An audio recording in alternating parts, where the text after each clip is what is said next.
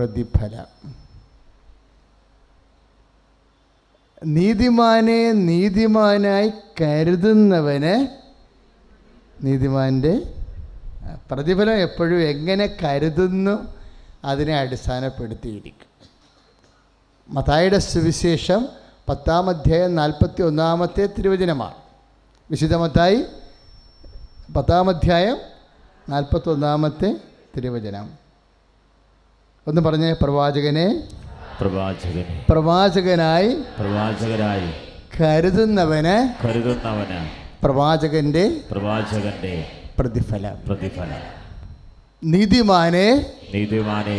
നീതിമാനായി കരുതുന്നവർക്ക് നീതിമാന്റെ പ്രതിഫലം.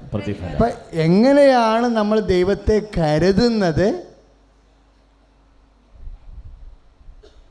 അതനുസരിച്ച് ആനുപാതികമായിരിക്കും അതിൻ്റെ പ്രതിഫലം. ഈ ബൈബിളിലെ വിശ്വാസത്തിന് പറയുന്ന വേറെ ഒരു അനോണിമസ് ടേമാണ് അജ്ഞാത വചനം.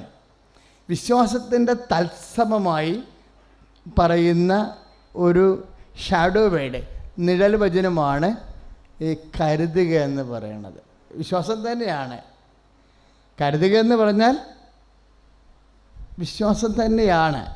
എന്താ അച്ഛൻ അങ്ങനെ പറയുന്നറിയാവോ? ആ രക്തസ്രാവക്കാരി രോഗി സുഖപ്പെട്ടത് എങ്ങനെയാണ്? ലുക്കായുടെ സുവിശേഷം 8:40 മുതലേ ആ രക്തസ്രാവക്കാരി രോഗി എങ്ങനെ സുഖപ്പെടുത്തിപ്പെട്ടത്? പക്ഷേ ബൈബിൾ കമൻ്റ് ചെയ്യണ എന്താ? അവൻ്റെ വസ്ത്രത്തിൻ്റെ വിളിമ്പിലെങ്കിലും ഒന്ന് തൊട്ടാൽ താൻ സുഖം പ്രാപിക്കുമെന്ന് അവൾ ഉള്ളിൽ കരുതിയിരുന്നു. കരുതല് ആ വാക്കങ്ങനെ കിടക്കണേ. അവൻ്റെ വസ്ത്രത്തിൻ്റെ വിളിമ്പിൽ എങ്കിലും ഒന്ന് സ്പർശിക്കാൻ ഇടയായാൽ താൻ സൗഖ്യപ്പെടുമെന്ന് അവൾ ഉള്ളിൽ കരുതിയിരുന്നു. അപ്പോഴാണ് അവൾ തൊട്ടതും ആ കരുതലോട് കൂടിയാണ് തൊട്ടത്. അപ്പം ഈ വിശ്വാസത്തിന് ബൈബിൾ പറയുന്ന വേറെ വാക്കാണ് ഉള്ളിൽ കരുതൽ. ഇപ്പം നമ്മൾ എപ്പോഴും പ്രാർത്ഥിക്കുമ്പോൾ ഒരു ഉള്ളിൽ കരുതലുണ്ടാകണം. ഇപ്പോൾ ഒരു ചേട്ടായി ഇവിടെ ഒരു സാക്ഷ്യം പറഞ്ഞ്, ഇന്നില്ല കഴിഞ്ഞ ആഴ്ചയിൽ, സജി മോൻ ഇലഞ്ഞി, അതാണ് അദ്ദേഹത്തിൻ്റെ പേര്. യൂട്യൂബിൽ ആ സാക്ഷ്യം കിടക്കുന്നുണ്ട്. അദ്ദേഹം പറഞ്ഞത്, ഞാൻ ഇവിടെ തിരക്കുള്ള ദിവസം വന്നു, ഞാൻ കുറേ അകലെ വണ്ടി വെച്ചത്, എന്നിട്ട് എനിക്ക് ഇവിടം വരെ വരാൻ പറ്റത്തില്ലായിരുന്നു. കാര്യം ഞാൻ 15 വർഷമായി മുട്ടിൽ നിന്നിട്ട് എൻ്റെ അസ്ഥികൾ തേഞ്ഞിരിക്കുകയാണ്. അതുകൊണ്ട് എനിക്ക് നടക്കാനും ഇരിക്കാനും ഒക്കെ ഭയങ്കര പ്രയാസമായിരുന്നു. അപ്പോൾ ഇവിടെ വന്നപ്പോൾ ഞാൻ അമ്മയെ നോക്കി. അപ്പോൾ എനിക്ക് എൻ്റെ മനസ്സിൽ പറഞ്ഞ്, മാതാവ് പ്രത്യക്ഷപ്പെട്ട സ്ഥലമല്ലേ, അപ്പോൾ എനിക്ക് ഇവിടെ മുട്ടി നിൽക്കാം. അപ്പോൾ ഞാൻ 15 വർഷമായി മുട്ടിൽ പറ്റണില്ല, ആളിന് പറ്റണില്ല. പക്ഷേ ഞാൻ മുട്ടി നിൽക്കുമോ എങ്ങനെയെങ്കിലും? അമ്മ മാതാവ് നിന്ന സ്ഥലമല്ലേ. പക്ഷേ ആരെന്നെ എഴുന്നേൽപ്പിക്കും എന്നാണ് അദ്ദേഹത്തിൻ്റെ ഉള്ളിൽ ചോദ്യം. ആരെന്നെ കണ്ട് നിന്നാൽ പിന്നെ എഴുന്നേക്കാൻ പറ്റത്തില്ല, അസ്ഥി തേഞ്ഞിരിക്കുകയല്ലേ, മുട്ട തേഞ്ഞിരിക്കുകയല്ലേ. അപ്പോൾ അദ്ദേഹത്തിൻ്റെ മനസ്സിൽ പറഞ്ഞ്, അമ്മ എന്നെ എഴുന്നേൽപ്പിക്കും. ആരും എഴുന്നേൽപ്പിച്ചില്ലെങ്കിലും അമ്മ എന്നെ, എന്നിട്ട് എൻ്റെ മാതാവേ എന്നും പറഞ്ഞുകൊണ്ട് ഞാൻ മുട്ടേ നിന്ന്. കുറച്ച് കഴിഞ്ഞപ്പോൾ ഞാൻ തന്നെ മാതാവിനെ വിളിച്ച് എഴുന്നേറ്റെന്ന്. എനിക്കിപ്പോൾ സ്റ്റെപ്പ് കയറാം, നടക്കാം, സ്റ്റെപ്പ് ഇറങ്ങാം, എനിക്കൊരു കുഴപ്പമില്ലെന്ന്. സ്തുതിയുടെ ഹല്ലേലൂയ. കരങ്ങൾ ഉയർത്തിക്കൊണ്ട് സ്തുതിക്കട്ടെ. കർത്താവായ ദൈവമേ, തളർവാദ രോഗിന് കിടക്കേട് നടക്കാൻ കൽപ്പിച്ച ദൈവമേ, കൈകാല് കഴപ്പുള്ളവരെ, നടക്കാൻ പറ്റാത്തവരെയും ഡിസ്കിന് അകൽച്ചയുള്ളവരെയും ന്യൂറോ സംബന്ധമായ രോഗത്തിൽ തളർന്നു പോയവരെയും ദൈവ തിരുമുമ്പിൽ സമർപ്പിച്ച് പ്രാർത്ഥിക്കുന്നു. Hallelujah, hallelujah, hallelujah, hallelujah. ജീവിതത്തിൽ എന്തെങ്കിലുമൊക്കെ ഒരു വിഷമം ഉണ്ടാകണത് ദൈവം നമ്മളെ പിടിച്ചെഴുന്നേൽപ്പിക്കാനോ അല്ലെങ്കിൽ ദൈവം നമ്മുടെ ജീവിതത്തിലേക്ക് വ്യക്തിപരമായിട്ട് ഇടപെടാനോ സമയമായി എന്ന അർത്ഥമേ ഉള്ളൂ. പറഞ്ഞ മനസ്സിലായോ? ഇപ്പം നമ്മൾ ദൈവത്തെ വ്യക്തിപരമായിട്ട് കാണാനും തൊടാനും കാലമായെന്നാണ് നമ്മളുടെ ജീവിത പ്രശ്നങ്ങൾ നമ്മളോട് പറയാതെ പറയണത്. കാര്യം ഈ സാക്ഷ്യങ്ങളെല്ലാം കേൾക്കുമ്പോൾ നമുക്കതാണ് മനസ്സിലാവുന്നത്, അല്ലേ? ആ രക്തസ്രാവ രോഗി തന്നെ എന്താ പറഞ്ഞത്? ഉള്ളിൽ കരുതി. അവിടെ ക്ഷീണമില്ലാത്ത കുറേ ആൾക്കാരുണ്ടായിരുന്നു. അവർ കർത്താവിനെ തള്ളിയും ഉരുന്തിയും ഒക്കെയാണ് നടക്കണത്. കാര്യം അത്രയും ഈശോ പുറത്തിറങ്ങുമ്പോൾ പട്ടാളം പോലെ ആളായിരിക്കും, തിക്കലാക്കും തിരക്കായിരിക്കും. പക്ഷേ എത്ര തിക്കും തിരക്കും ഉണ്ടായാലും പുറമേ കരുതണമല്ല, ഉള്ളിൽ കരുതണതാണ് വിശ്വാസം. അനുഭവം വരണത് ഉള്ളിൽ കരുതണം എന്ന് പ്രാർത്ഥിച്ചേ. കർത്താവേ, മർക്കോസിന്റെ സുവിശേഷം 9:24 അടിയൻ പ്രാർത്ഥിക്കുന്നു. കർത്താവേ, ഉള്ളിൽ കരുതലായ വിശ്വാസത്തെ എന്നിൽ വർദ്ധിപ്പിക്കണമേ. അപ്പം വിശ്വാസം ഉള്ളിൽ കരുതലാണ്. പക്ഷേ ഈ കരുതൽ കുറേ സമയം ചെല്ലുന്തോറും കൂട്ടിക്കൂട്ടി വരണം. കരുതലിന് അങ്ങനെ ഒരു, വിശ്വാസത്തിന് അങ്ങനെ ഒരു പ്രശ്നമുണ്ട്. എന്താ? വിശ്വാസം ഇങ്ങനെ ആകാശം പോലെ വളരും. വിശ്വാസത്തിന് ഒരു ഇത്ര വരെ വളരാൻ പറ്റുമെന്നില്ല. വിശ്വാസത്തിന് എത്ര വേണമെങ്കിലും വളരാൻ പറ്റുമെന്നറിയുമ്പോഴാണ് നമ്മുടെ വിശ്വാസം ചെറുതാണെന്ന് നമുക്ക് തോന്നിപ്പോണത്. വിശ്വാസത്തിൻ്റെ ഇപ്പോൾ ഒരു ഫിലോപ്പിയ അല്ലേ, നമ്മൾ കാണുന്ന മത്സ്യമാണ്. ഞാൻ കാമരാജ് യൂണിവേഴ്സിറ്റി ചെല്ലുമ്പോൾ അവിടെ ഒരു നരിമീനാണ് കിടക്കുന്നത് പരീക്ഷണശാലയിൽ. ഒരു മലയാളി കന്യാസ്ത്രീയാണ് അതിൻ്റെ ജനറ്റിക് എൻജിനീയറിങ് മോണിറ്റർ ചെയ്യണത്. ഞാൻ പറഞ്ഞു, സിസ്റ്റർ ഇത് നരിമീനാണ്. അപ്പോൾ സിസ്റ്റർ പറഞ്ഞ് ഇത് തിലോപ്പിയയാണെന്ന് പറഞ്ഞു. അപ്പോൾ തിലോപ്പിയ നമുക്കറിയാം എന്തുമാത്രം ഉണ്ടത്, ഒരു 30 സെൻറ്റിമീറ്റർ മാക്സിമം, അത്രയേ ഉള്ളൂ. അപ്പോൾ ഫിലോപ്പിയയിൽ നരിമീൻ്റെ ജീൻസ് എടുത്ത് ഇൻകൾക്കേറ്റ് ചെയ്തിട്ട് ജനറ്റിക് എൻജിനീയറിങ് വഴി പരീക്ഷണശാലയിൽ ആ മത്സ്യത്തെ ജനിപ്പിക്കുക. അപ്പോഴും നരിമീൻ പോലെ ഏതാണ്ട് 6 അടി 7 അടിയായിട്ടാണ് ഫിലോപ്പിയ വളരണത്. അത്രയും വലിയ ഫിലോപ്പിയാണ് പരീക്ഷണശാലയിൽ. ഇതുപോലെ നമ്മൾ പലപ്പോഴും വിശ്വാസം എടുക്കണത്, ബൈബിളിൽ പല ആൾക്കാരുടെ വിശ്വാസമുണ്ട്.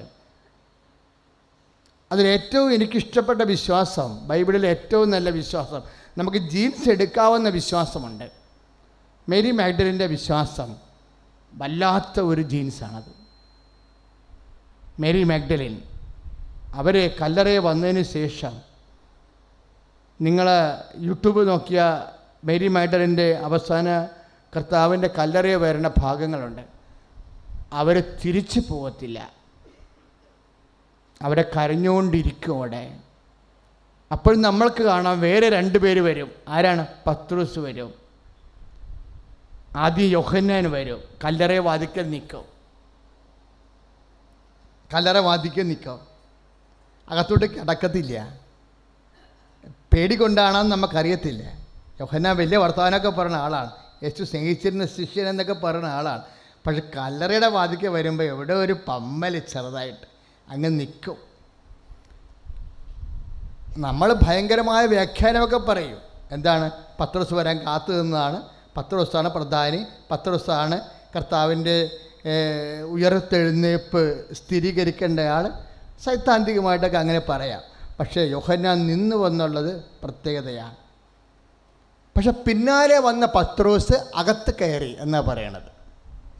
അപ്പോൾ ഇവിടെ 2 പേരുടെയും ഇവർ ഒരുമിച്ച് ഓടിയ ആൾക്കാരാണ്. അല്ലേ? കല്ലറയിലേക്ക് ഒരുമിച്ചോടിയ ആൾക്കാരാണ്. ആമയും മുയലിൻ്റെ ഓട്ടംപുരയായിപ്പോയി. വിശ്വാസത്തിനൊരു ഘട്ടം വന്നപ്പോൾ യോഹന്നാൻ അറച്ചകത്ത് വടിവാദിക്കാൻ നിൽക്കും. പിന്നാലെ വന്ന പത്രോസ് എന്തുകൊണ്ടാണ്? യോഹന്നാൻ സാധാരണ മനുഷ്യൻ്റെ പ്രവണത എന്താണ്? ഒരുത്തൻ പോയി നിന്ന് കഴിഞ്ഞാൽ അവൻ്റെ പുറകിലല്ലേ വന്ന് നിൽക്കേണ്ടത് അടുത്ത ആൾ, ഇല്ലേ? സാധാരണ മനുഷ്യൻ്റെ പ്രവണത എന്താണ്? ഒരുത്തൻ പോയി ഒരു സ്ഥലത്ത് നിന്നാൽ പുറകെ ഒരുമിച്ച് വന്നവർ അവൻ നിന്ന് പോയാൽ പിന്നെ പിന്നാലെ വന്ന ആൾ അവൻ്റെ പുറകിലേ നിൽക്കത്തുള്ളൂ. പത്രോസ് നിൽക്കത്തില്ല. പിന്നാലെ വന്ന പത്രോസ് അകത്ത് കയറിയ. അപ്പോൾ വിശ്വാസം മാറി. അപ്പോൾ പത്രോസിൻ്റെ വിശ്വാസം യോഹന്നാൻ്റെ വിശ്വാസം ആ ഒരു പോയിന്റിൽ വെച്ച് യോഹന്നാനേക്കാൾ പത്രോസ് ലീഡ് ചെയ്തു. അതാണ് വിഷയം. വിശ്വാസത്തിന് അങ്ങനെ പ്രശ്നമുണ്ട്. ഏതെങ്കിലും ഒരു ജംഗ്ഷനിൽ വന്ന് ചിലപ്പോൾ നിൻ്റെ വിശ്വാസം നിന്ന് പോകും. പ്രാർത്ഥിച്ച്, കർത്താവായ ദൈവമേ, അങ്ങയുടെ പുനരുത്ഥാനത്തിന് സാക്ഷ്യം വഹിക്കാനുള്ള ആത്മീയ ഓട്ടത്തില് അങ്ങയുടെ മകനും മകളും ഒരു ജീവിത പ്രശ്നങ്ങളിലും നിന്ന് പോകാതിരിക്കാൻ വിശ്വാസത്തിന്റെ അഭിഷേകം നൽകണമേ. ശ്രുതികട ഹല്ലേലൂയ. കരങ്ങൾ ഉയർത്തിക്കൊണ്ട് ശ്രുതിക്കട്ടെ. കർത്താവായ ദൈവമേ, വിശ്വാസം മന്ദീഭവിച്ചവരെ സമർപ്പിച്ച് പ്രാർത്ഥിക്കുന്നു. കർത്താവേ, അബ്രഹാത്തിന്റെ വിശ്വാസം ഞങ്ങൾക്ക് നൽകണമേ. ഏലിയായ്ക്ക് നൽകിയ വിശ്വാസീഷ്ഠത ഞങ്ങൾക്ക് നൽകണമേ. പ്രവാചകർക്ക് നൽകിയ വിശ്വാസീഷ്ഠത, അപ്പോസ്തലന്മാർക്ക് നൽകിയ വിശ്വാസം ഞങ്ങളിൽ പകരണമേ. കരങ്ങൾ ഉയർത്തി ശക്തമായി ചുരുക്കട്ടെ. പിന്നാലെ വന്ന പത്രോസ് അകത്ത് കയറി, കണ്ട് വിശ്വസിച്ചു. അതാണ് യോഹന്നാൻ്റെ സുവിശേഷം 20:8. പിന്നാലെ വന്ന പത്രോസ് അകത്ത് കയറി. അവൻ്റെ വക്കശീല അവിടെ കിടക്കുന്നതും തലയിലെ തൂവാല വക്കശീലയോടുകൂടി അല്ലാതെ ഒരു മൂലക്ക് ചുരുട്ടി വെച്ചിരിക്കുന്നതും അവൻ കണ്ടു. എന്താ കാര്യം? തലയിൽ പൊതിഞ്ഞിരുന്ന തൂവാല അതിങ്ങനെ ഈശോൻ്റെ ബോഡി അങ്ങ് ട്രാൻസ്ഫിഗറായിപ്പോയി. പുനരുദ്ധാനത്തിൽ ഈശോ പ്രകാശരൂപനായി മാറിയപ്പോഴേ ആ ബോഡി, ആ വക്കസ് പൊതിഞ്ഞ തുണിയെല്ലാം കൊക്കൂൺ പോലെ ആയിപ്പോയി. കൊക്കൂൺ എന്ന് പറഞ്ഞാൽ എന്താ? ഈ പക്കി പറന്നു പോയി കഴിഞ്ഞാൽ അതിൻ്റെ മുട്ട അവശേഷിക്കത്തില്ലേ? നമുക്ക് കാണാൻ പറ്റുമല്ലോ, അല്ലേ?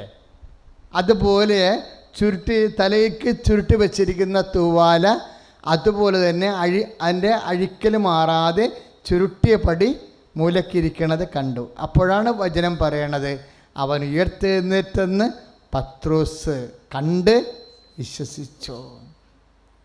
എന്നിട്ട് പിന്നെ എന്നാ ചെയ്തു? പത്രോസ് തിരിച്ചുപോയി. വിശ്വസിച്ചു, പക്ഷേ തിരിച്ചുപോയി. അപ്പോൾ തിരിച്ചു പോകാതെ ഒരാൾ അവിടെ അവശേഷിച്ച്. ആരാണത്? മേരി മഗ്ദലിൻ. അതും വിശ്വാസമാണ്. യോഹന്നാൻ്റെ ഒരു വിശ്വാസമുണ്ട്, പത്രോസിൻ്റെ വേറെ വിശ്വാസമുണ്ട്, ഇപ്പം വേറെ ഒരാളുടെ വിശ്വാസം. അവൾ കരഞ്ഞുകൊണ്ട് തന്നെ രണ്ടാമത് എഴുന്നേറ്റ് കല്ലറയിലേക്ക് ചെന്നു. കർത്താവിൻ്റെ പുനരുത്ഥാനത്തോട് ഓരോ ശിഷ്യന്മാരുടെ പ്രതികരണങ്ങൾ വളരെ ഹൃദ്യമാണ് ബൈബിൾ അവതരിപ്പിക്കുന്നത്. മേരി മഗ്ദലിൻ കരഞ്ഞുകൊണ്ട് കല്ലറയുടെ വാതിക്കൽ നിന്നു. അപ്പോൾ കാൽപെരുമാറ്റം കണ്ട് പുറകോട്ട് തിരിഞ്ഞ് നോക്കിയപ്പോൾ അത് തോട്ടക്കാരനാണെന്ന് വിചാരിച്ചു, അല്ലേ? പ്രഭു, എൻ്റെ കർത്താവിനെ അവരെടുത്തുകൊണ്ട് പോയി. അങ്ങാണ് അവനെ എടുത്തുകൊണ്ട് പോയെങ്കിൽ എന്നോട് പറയുക, ഞാൻ വന്ന് അവനെ എടുത്തുകൊണ്ട് പോയിക്കൊള്ളാമെന്ന്. യോഹന്നാൻ 20:16 അപ്പോൾ ഈശോ പറഞ്ഞു, മറിയം. റബ്ബോനി. അവൾ അവിടത്തേക്ക് ചാഞ്ഞു. ഇവിടെ എന്താ സംഭവിക്കുന്ന സഹോദരങ്ങളെ? മേരി മാഗ്ഡലിനോട് ഈശോ ഒരിക്കലും പറഞ്ഞിട്ടില്ല എന്തെന്ന്, കർത്താവ് ഉയർത്തെഴുന്നേൽക്കുമെന്ന് പറഞ്ഞിട്ടില്ല. പക്ഷെ പത്രോസിനോട് പറഞ്ഞായിരുന്നു. 3 പ്രാവശ്യം പറഞ്ഞു. എല്ലാ പീഡാനുഭവ പ്രവചനങ്ങളിലൂടെയും മനുഷ്യപുത്രൻ നമ്മൾ ജെറുസലേമിലേക്ക് പോവുകയാണ്. നമ്മൾ ശത്രുക്കരങ്ങൾ ഏൽപ്പിക്കപ്പെടും. മനുഷ്യപുത്രൻ ശത്രുക്കരങ്ങൾ ഏൽപ്പിക്കപ്പെടും. അവർ അവനെ പീഡിപ്പിക്കും, വധിക്കും. എന്നാൽ 3-ാം ദിവസം ഉയർത്തെഴുന്നേൽക്കുമെന്ന് 3 പ്രാവശ്യം പറഞ്ഞു. ബൈബിൾ പരിശോധിക്കുമ്പോൾ എനിക്ക് ചില സമയത്ത് തോന്നിയിട്ടുണ്ട് കർത്താവ് പാഷൻ പ്രഡിക്ഷൻസ് 4 പ്രാവശ്യം പറഞ്ഞിട്ടുണ്ടെന്ന്. താൻ ഉയർത്തെഴുന്നേൽക്കുമെന്ന് 4 പ്രാവശ്യം ഈശോ പറഞ്ഞിട്ടുണ്ട്. പക്ഷേ ജീവിതത്തിൻ്റെ പ്രശ്നങ്ങൾ വന്നപ്പോൾ വിശ്വാസം മറന്ന പത്രോസ് തിരിച്ചു പോവുകയാണ്. പക്ഷേ വിശ്വസിച്ച് തനിക്ക് പ്രബോധനം കിട്ടിയിട്ടില്ല കർത്താവിനെക്കുറിച്ച്. അവൾക്കാകപ്പാടെ കിട്ടിയത് ഒരു അനുഭവമാണ്. എന്താണ്? കർത്താവ് സ്നേഹിക്കുന്നവനാണെന്ന്. അതുകൊണ്ടാണ് പറയണത്, നീ ചത്താലും ചീഞ്ഞാലും ചീർത്താലും എൻ്റെ കർത്താവിനെ ഞാൻ എടുത്തുകൊണ്ട് പോയിക്കൊള്ളാം. കർത്താവേ എന്ന് വിളിക്കുന്നതിനല്ലാതെ അവൾക്ക് കിട്ടാൻ പോകുന്നത് ബോഡിയാണെന്നറിയാം. എങ്ങനെ? അവൾക്കറിയത്തില്ലല്ലോ കർത്താവ് ഉയർത്തെഴുന്നേൽക്കുമെന്ന്. നിങ്ങൾ മേരി മാഗ്ഡലിനെ പഠിക്കണം ശരിക്കും. എന്നിട്ട് നമ്മളെ കർത്താവിൻ്റെ തിരുസന്നിധിയിൽ നിൽക്കണം. എന്തിനാ? എന്തെങ്കിലും ജീവിതത്തിലൊരു അത്ഭുതം പ്രവർത്തിച്ചിട്ട് നമ്മുടെ ജീവിത പ്രതിസന്ധികളെ അതിജീവിക്കാൻ വേണ്ടി കർത്താവ് നമ്മളെ സഹായിക്കുമെന്നുള്ള ഒരു വിശ്വാസമാണ്. മേരി മാഗ്ഡലിന് അങ്ങനെ ഒരു വിശ്വാസമില്ല. മേരി മാഗ്ഡലിൻ്റെ വിശ്വാസം എന്താണ്? ഇനി എനിക്ക് കിട്ടുകയാണെന്നുണ്ടെങ്കിൽ ഒരു ഡെഡ് ബോഡി 3 ദിവസം പഴക്കം ചെന്ന ഒരു ചീർത്ത ഒരു ബോഡിയാണ് കിട്ടുന്നത്. മേരി മാഗ്ഡലിൻ പറയാതെ നമ്മളോട് പറയണത് എന്താണ്? കർത്താവ്, ഞാൻ നിന്നെ അന്വേഷിക്കണത്, ഞാൻ നിന്നെ തിരക്കണത് നിന്നെക്കൊണ്ട് എന്തെങ്കിലും കാര്യം കാണാൻ കഴിയുമെന്നല്ല. നീ എനിക്ക് കിട്ടിക്കഴിഞ്ഞാൽ എനിക്ക് ബാധ്യതയായി മാറുമെന്ന് എനിക്കറിയാം. കാര്യം എന്താണ്? നിന്നെ 2ാമത് കൊണ്ടുപോയി ഞാൻ മാന്യമായി കുഴിച്ചിടണം. നീ എനിക്ക് കിട്ടുകയാണെങ്കിൽ, എനിക്ക് തിരിച്ച് കിട്ടുകയാണെങ്കിൽ നീ എനിക്ക് ബാധ്യതയായി മാറും. ഞാനെങ്ങനെ ഓർക്കും ചില സമയത്ത്, മേരി മാഗ്ഡലിൻ ഇവിടെ പത്രോസില്ല, പൗലോസില്ല, പത്രോസില്ല, യോഹന്നാനില്ല, ആരുമില്ല. ഇവിടെ ഒറ്റ പെണ്ണാണ്. അവൾ ഒറ്റ പെണ്ണാണെങ്കിലും കൂട്ടിൽ ആരുമില്ല എന്നുണ്ടെങ്കിലും എൻ്റെ കർത്താവ് എനിക്ക് ബാധ്യതയാണെങ്കിലും എൻ്റെ കർത്താവിനേക്കാൾ വലിയ ജീവിതം എനിക്കില്ലെന്ന് കർത്താവിനോട് തുറന്നു പറയുമ്പോൾ കർത്താവ് അവളെ വിളിക്കും മേരി. അതുകൊണ്ടാണ് പുനരുത്ഥാനം ആദ്യം അവൾക്ക് അനുഭവമായത്. ദൈവത്തിന് പഞ്ഞമൊന്നുമില്ല. ദൈവത്തെ എങ്ങനെ കരുതുന്നു എന്നതിലാണ് പ്രശ്നം, പഞ്ഞം വന്നിരിക്കുന്നത്. ദൈവത്തെ എനിക്കോ നിനക്കോ അനുഭവിക്കുന്നതിന് പഞ്ഞമില്ല. എന്തിനാ പഞ്ഞമെന്ന് ചോദിച്ചാൽ, ദൈവത്തെ നമ്മൾ എങ്ങനെ കരുതുന്നു. യോഹന്നാൻ കരുതിയതുപോലെയുള്ള പത്രോസ് കരുതിയതുപോലെയുള്ള മേരി മാഗ്ഡലിൻ കരുതിയത്. മേരി മാഗ്ഡലിൻ്റെ കരുതൽ വിശ്വാസം മാത്രമല്ലേ ഉള്ളത്, പിന്നെ എന്താണ്? ബാധ്യതകളെ ഏറ്റെടുക്കാൻ വേണ്ടി മാത്രമുള്ള സ്നേഹമുണ്ട്. വിശ്വാസം എന്നത് മേരി മാഗ്ഡലിൻ്റെ ഭാഷയിൽ പറഞ്ഞാൽ, അവൻ്റെ ഭാഷ്യം പറഞ്ഞാൽ, വിശ്വാസം എന്നത് ദൈവത്തിൻ്റെ ബാധ്യതകളെ സ്വയം ഏറ്റെടുക്കാനുള്ള സ്നേഹത്തിൻ്റെ പേരാണ് വിശ്വാസം. കൈ അടുത്ത് നിങ്ങൾക്ക് പറയാൻ പാടില്ല. ഇപ്പോൾ കർത്താവ് പറയുമ്പോഴാണ് മനസ്സിലാക്കണത്. എന്നാ വിശ്വാസം എന്നത്? ഒന്ന് പറഞ്ഞേ. വിശ്വാസം എന്നത് ദൈവത്തിന്റെ ബാധ്യതകളെ ഏറ്റെടുക്കാനുള്ള സ്നേഹത്തിന്റെ പേരാണ്. അതാണ് നമ്മൾ ഈ കാരുണ്യ പ്രവൃത്തി ചെയ്യണത്. ഞാൻ പറഞ്ഞില്ലേ, മാതാപിതാക്കന്മാരെ കുളിപ്പിക്കണം എന്ന് പറഞ്ഞില്ലേ, രോഗികളെ സന്ദർശിക്കണമെന്ന് പറഞ്ഞില്ലേ, ഉടമ്പടി നമ്മൾ ചെയ്യണത് എന്താ? അതാ ചെയ്യണത്. ഇപ്പോൾ ഒരു ഉടമ്പടി നമ്മൾ എന്താ ചെയ്യണത്? ദൈവത്തിൻ്റെ ബാധ്യതകളാണ്. ദൈവത്തിൻ്റെ ബാധ്യതകൾ എന്ന് പറഞ്ഞാൽ എന്താ മക്കളെ? ദൈവത്തിൻ്റെ വചനങ്ങളാണ് നമ്മുടെ ബാധ്യതകൾ, അല്ലേ? നിൻ്റെ ശത്രുവിനെ സ്നേഹിക്കാൻ പറഞ്ഞാൽ നമുക്ക് ബാധ്യതയല്ലേ? ഒരു മൈലിൽ പോകാൻ നിന്നോട് നിർബന്ധിക്കുന്നതിൻ്റെ കൂടെ 2 മൈൽ പോകാൻ പറയണമെന്ന് പറയണത് നമ്മുടെ ബാധ്യതയല്ലേ? ഇല്ലേ? ഇങ്ങനെ ദൈവത്തിൻ്റെ ബാധ്യതകളെന്ന് പറഞ്ഞാൽ എന്താണ്? ദൈവത്തിൻ്റെ വചനങ്ങളാണ് ദൈവത്തിൻ്റെ ബാധ്യതകൾ. നിന്നോട് ചണ്ട കൂടി നിൻ്റെ ഉടുപ്പ് കരസ്ഥമാക്കാൻ ഉദ്യമിക്കുന്നവന് മേലങ്കി കൂടി വിട്ടുകൊടുക്കാൻ പറയണത് എന്താണ്? നമുക്ക് ബാധ്യതയല്ലേ? നമുക്ക് നടപ്പിൽ വരുത്താൻ പ്രയാസമുള്ള എല്ലാ കാര്യങ്ങളും ബാധ്യതയാണ്. അപ്പോൾ ദൈവത്തിൻ്റെ വചനങ്ങളാണ് ദൈവത്തിൻ്റെ ബാധ്യതകളെന്ന് പറയണത്. മത്തായിയുടെ സുവിശേഷം 5:40, 41, 42 ദൈവത്തിൻ്റെ വചനങ്ങളാണ് ദൈവത്തിൻ്റെ ബാധ്യതകൾ. ഞാൻ രോഗിയായിരുന്നു, നിങ്ങളെന്നെ സന്ദർശിച്ചു എന്ന് പറഞ്ഞു. രോഗിയെ സന്ദർശിക്കാൻ വെറുതെ പറ്റുമോ? വെറുതെ കൈ വീശി ചെല്ലാൻ പറ്റുമോ? ഇല്ലേ? ചെല്ലാൻ പറ്റത്തില്ല. അവിടെ കാര്യങ്ങൾ അന്വേഷിക്കണം, പൈസ ഇല്ലേ പൈസ കൊടുക്കണം, ഇനി വേറെ ആശുപത്രി പോകണമെന്നുണ്ടെങ്കിൽ ആ വിഷയം അന്വേഷിക്കണം. അങ്ങനെ പല ബാധ്യതകളാണ്. എന്താണ് ഇതെല്ലാം നമ്മൾ എടുക്കണം? എങ്ങനെയാണ്? കാരുണ്യപ്രവൃത്തിയിൽ എടുക്കുക. ദൈവത്തിൻ്റെ ബാധ്യതകൾ ഏറ്റെടുക്കുകയാണ് നമ്മൾ. പക്ഷെ ഔട്ട് ഓഫ് ലവ് അതെങ്ങനെ ഏറ്റെടുക്കണമെന്നാണ് പറഞ്ഞിരിക്കുന്നത്? മൊന്തം കയറ്റിയെന്നല്ല, പിന്നെ കർത്താവിനോടുള്ള സ്നേഹത്തെ പ്രതി. അപ്പോഴാണ് നമ്മൾ സാക്ഷികളാകണത്. ഒന്ന് പറഞ്ഞ്, കർത്താവായ ദൈവമേ, കർത്താവായ ദൈവമേ, ദൈവത്തിൻ്റെ ബാധ്യതകള്, ദൈവത്തിന്റെ ബാധ്യതകള്, ദൈവത്തിൻ്റെ വചനങ്ങളാകുന്ന ദൈവത്തിൻ്റെ ബാധ്യതകള്, ദൈവത്തിന്റെ വചനങ്ങളാകുന്ന ദൈവത്തിന്റെ ബാധ്യതകള്, ദൈവത്തോടുള്ള സ്നേഹത്തെ പ്രതി, ദൈവത്തോടുള്ള സ്നേഹത്തെ പ്രതി ഏറ്റെടുക്കാനുള്ള സുവിശേഷ സാക്ഷ്യം അഥവാ സാക്ഷിക്കൊത്ത അഭിഷേകത്താൽ എന്നെ നിറക്കണമേ. സ്തുതിയുടെ ദിവ്യകാരുണ്യത്തിന് നമ്മൾ ആരാണ്? അപ്പോൾ ദൈവത്തിൻ്റെ സാക്ഷികൾ. ഉടമ്പടി നമ്മൾ എന്താക്കും? ദൈവത്തിൻ്റെ സാക്ഷികളാക്കും. ഉടമ്പടി നമ്മളെ ദൈവത്തിൻ്റെ വചനങ്ങൾ പാലിക്കുന്നവരാക്കും, ദൈവത്തിൻ്റെ സാക്ഷികളാക്കും. അതാണ് വചനം നമ്മളൊന്ന് ഉദ്ദേശിക്കുന്നത്. ഇപ്പോൾ ഒരു ചേച്ചി ഇവിടെ സാക്ഷ്യം പറഞ്ഞില്ലേ, ഹിന്ദു പത്തനാപുരം. എന്നാ സാക്ഷ്യം പറഞ്ഞത്? അവരൊരു ചിറകുള്ള എന്താ കാണിച്ചത്? മാതാവിനെ കാണിച്ചില്ലേ? അത് സാക്ഷ്യം കേട്ടപ്പോഴേ ഞാൻ ശരിക്കും ഒന്ന് ഞെട്ടി. എന്താ കാര്യം എന്നറിയാമോ? ഞാൻ ഈ വലിയ കലവൂര് പള്ളി ഇരിക്കുമ്പോൾ ഞാൻ എൻ്റെ സഹപ്രവർത്തകയെ വെളുപ്പിനെ വിളിച്ചു. ഞാൻ പറഞ്ഞെടി, ഇങ്ങനൊരു സ്വപ്നം കണ്ട്, നിനക്കറിയാവോ എന്താണെന്ന്? എന്താ? നമ്മുടെ മാതാവ്, കൃപാസനം മാതാവ് ചിറക് വിരിച്ചു വന്ന് അൽത്താറെ, വലിയ കരവ് പള്ളിയുടെ അൽത്താറേ നിൽക്കണമെന്ന്. 2 കൊല്ലം മുമ്പ് കണ്ട സ്വപ്നമാണ്. കൃപാസനം മാതാവ് ചിറക് വിരിച്ച് വന്ന് വലിയ കരവ് പള്ളിയുടെ അൽത്താറേ വന്ന് നിൽക്കുന്നു. അപ്പം പിന്നീട് അച്ഛൻ്റെ ആത്മകഥ എഴുതിയപ്പോഴേ അവരാണത് നോട്ട് കറക്റ്റ് ചെയ്യണത്. അവരതിൻ്റെ അകത്തൊരു വചനം ചേർത്ത്. ഏതാണെന്നറിയാവോ? അതായത് വെളിപാട് 12:14 സർപ്പത്തിൻ്റെ വായിൽ നിന്ന് രക്ഷപ്പെട്ടു തൻ്റെ സങ്കേതമായ മരുഭൂമിയിലേക്ക് പറന്നു പോകാൻ വേണ്ടി ആ സ്ത്രീക്ക് വൻ കഴുകന്മാരുടെ 2 ചിറകുകൾ നൽകപ്പെട്ടു. ശ്രുതിയുടെ ഹല്ലേലൂയ.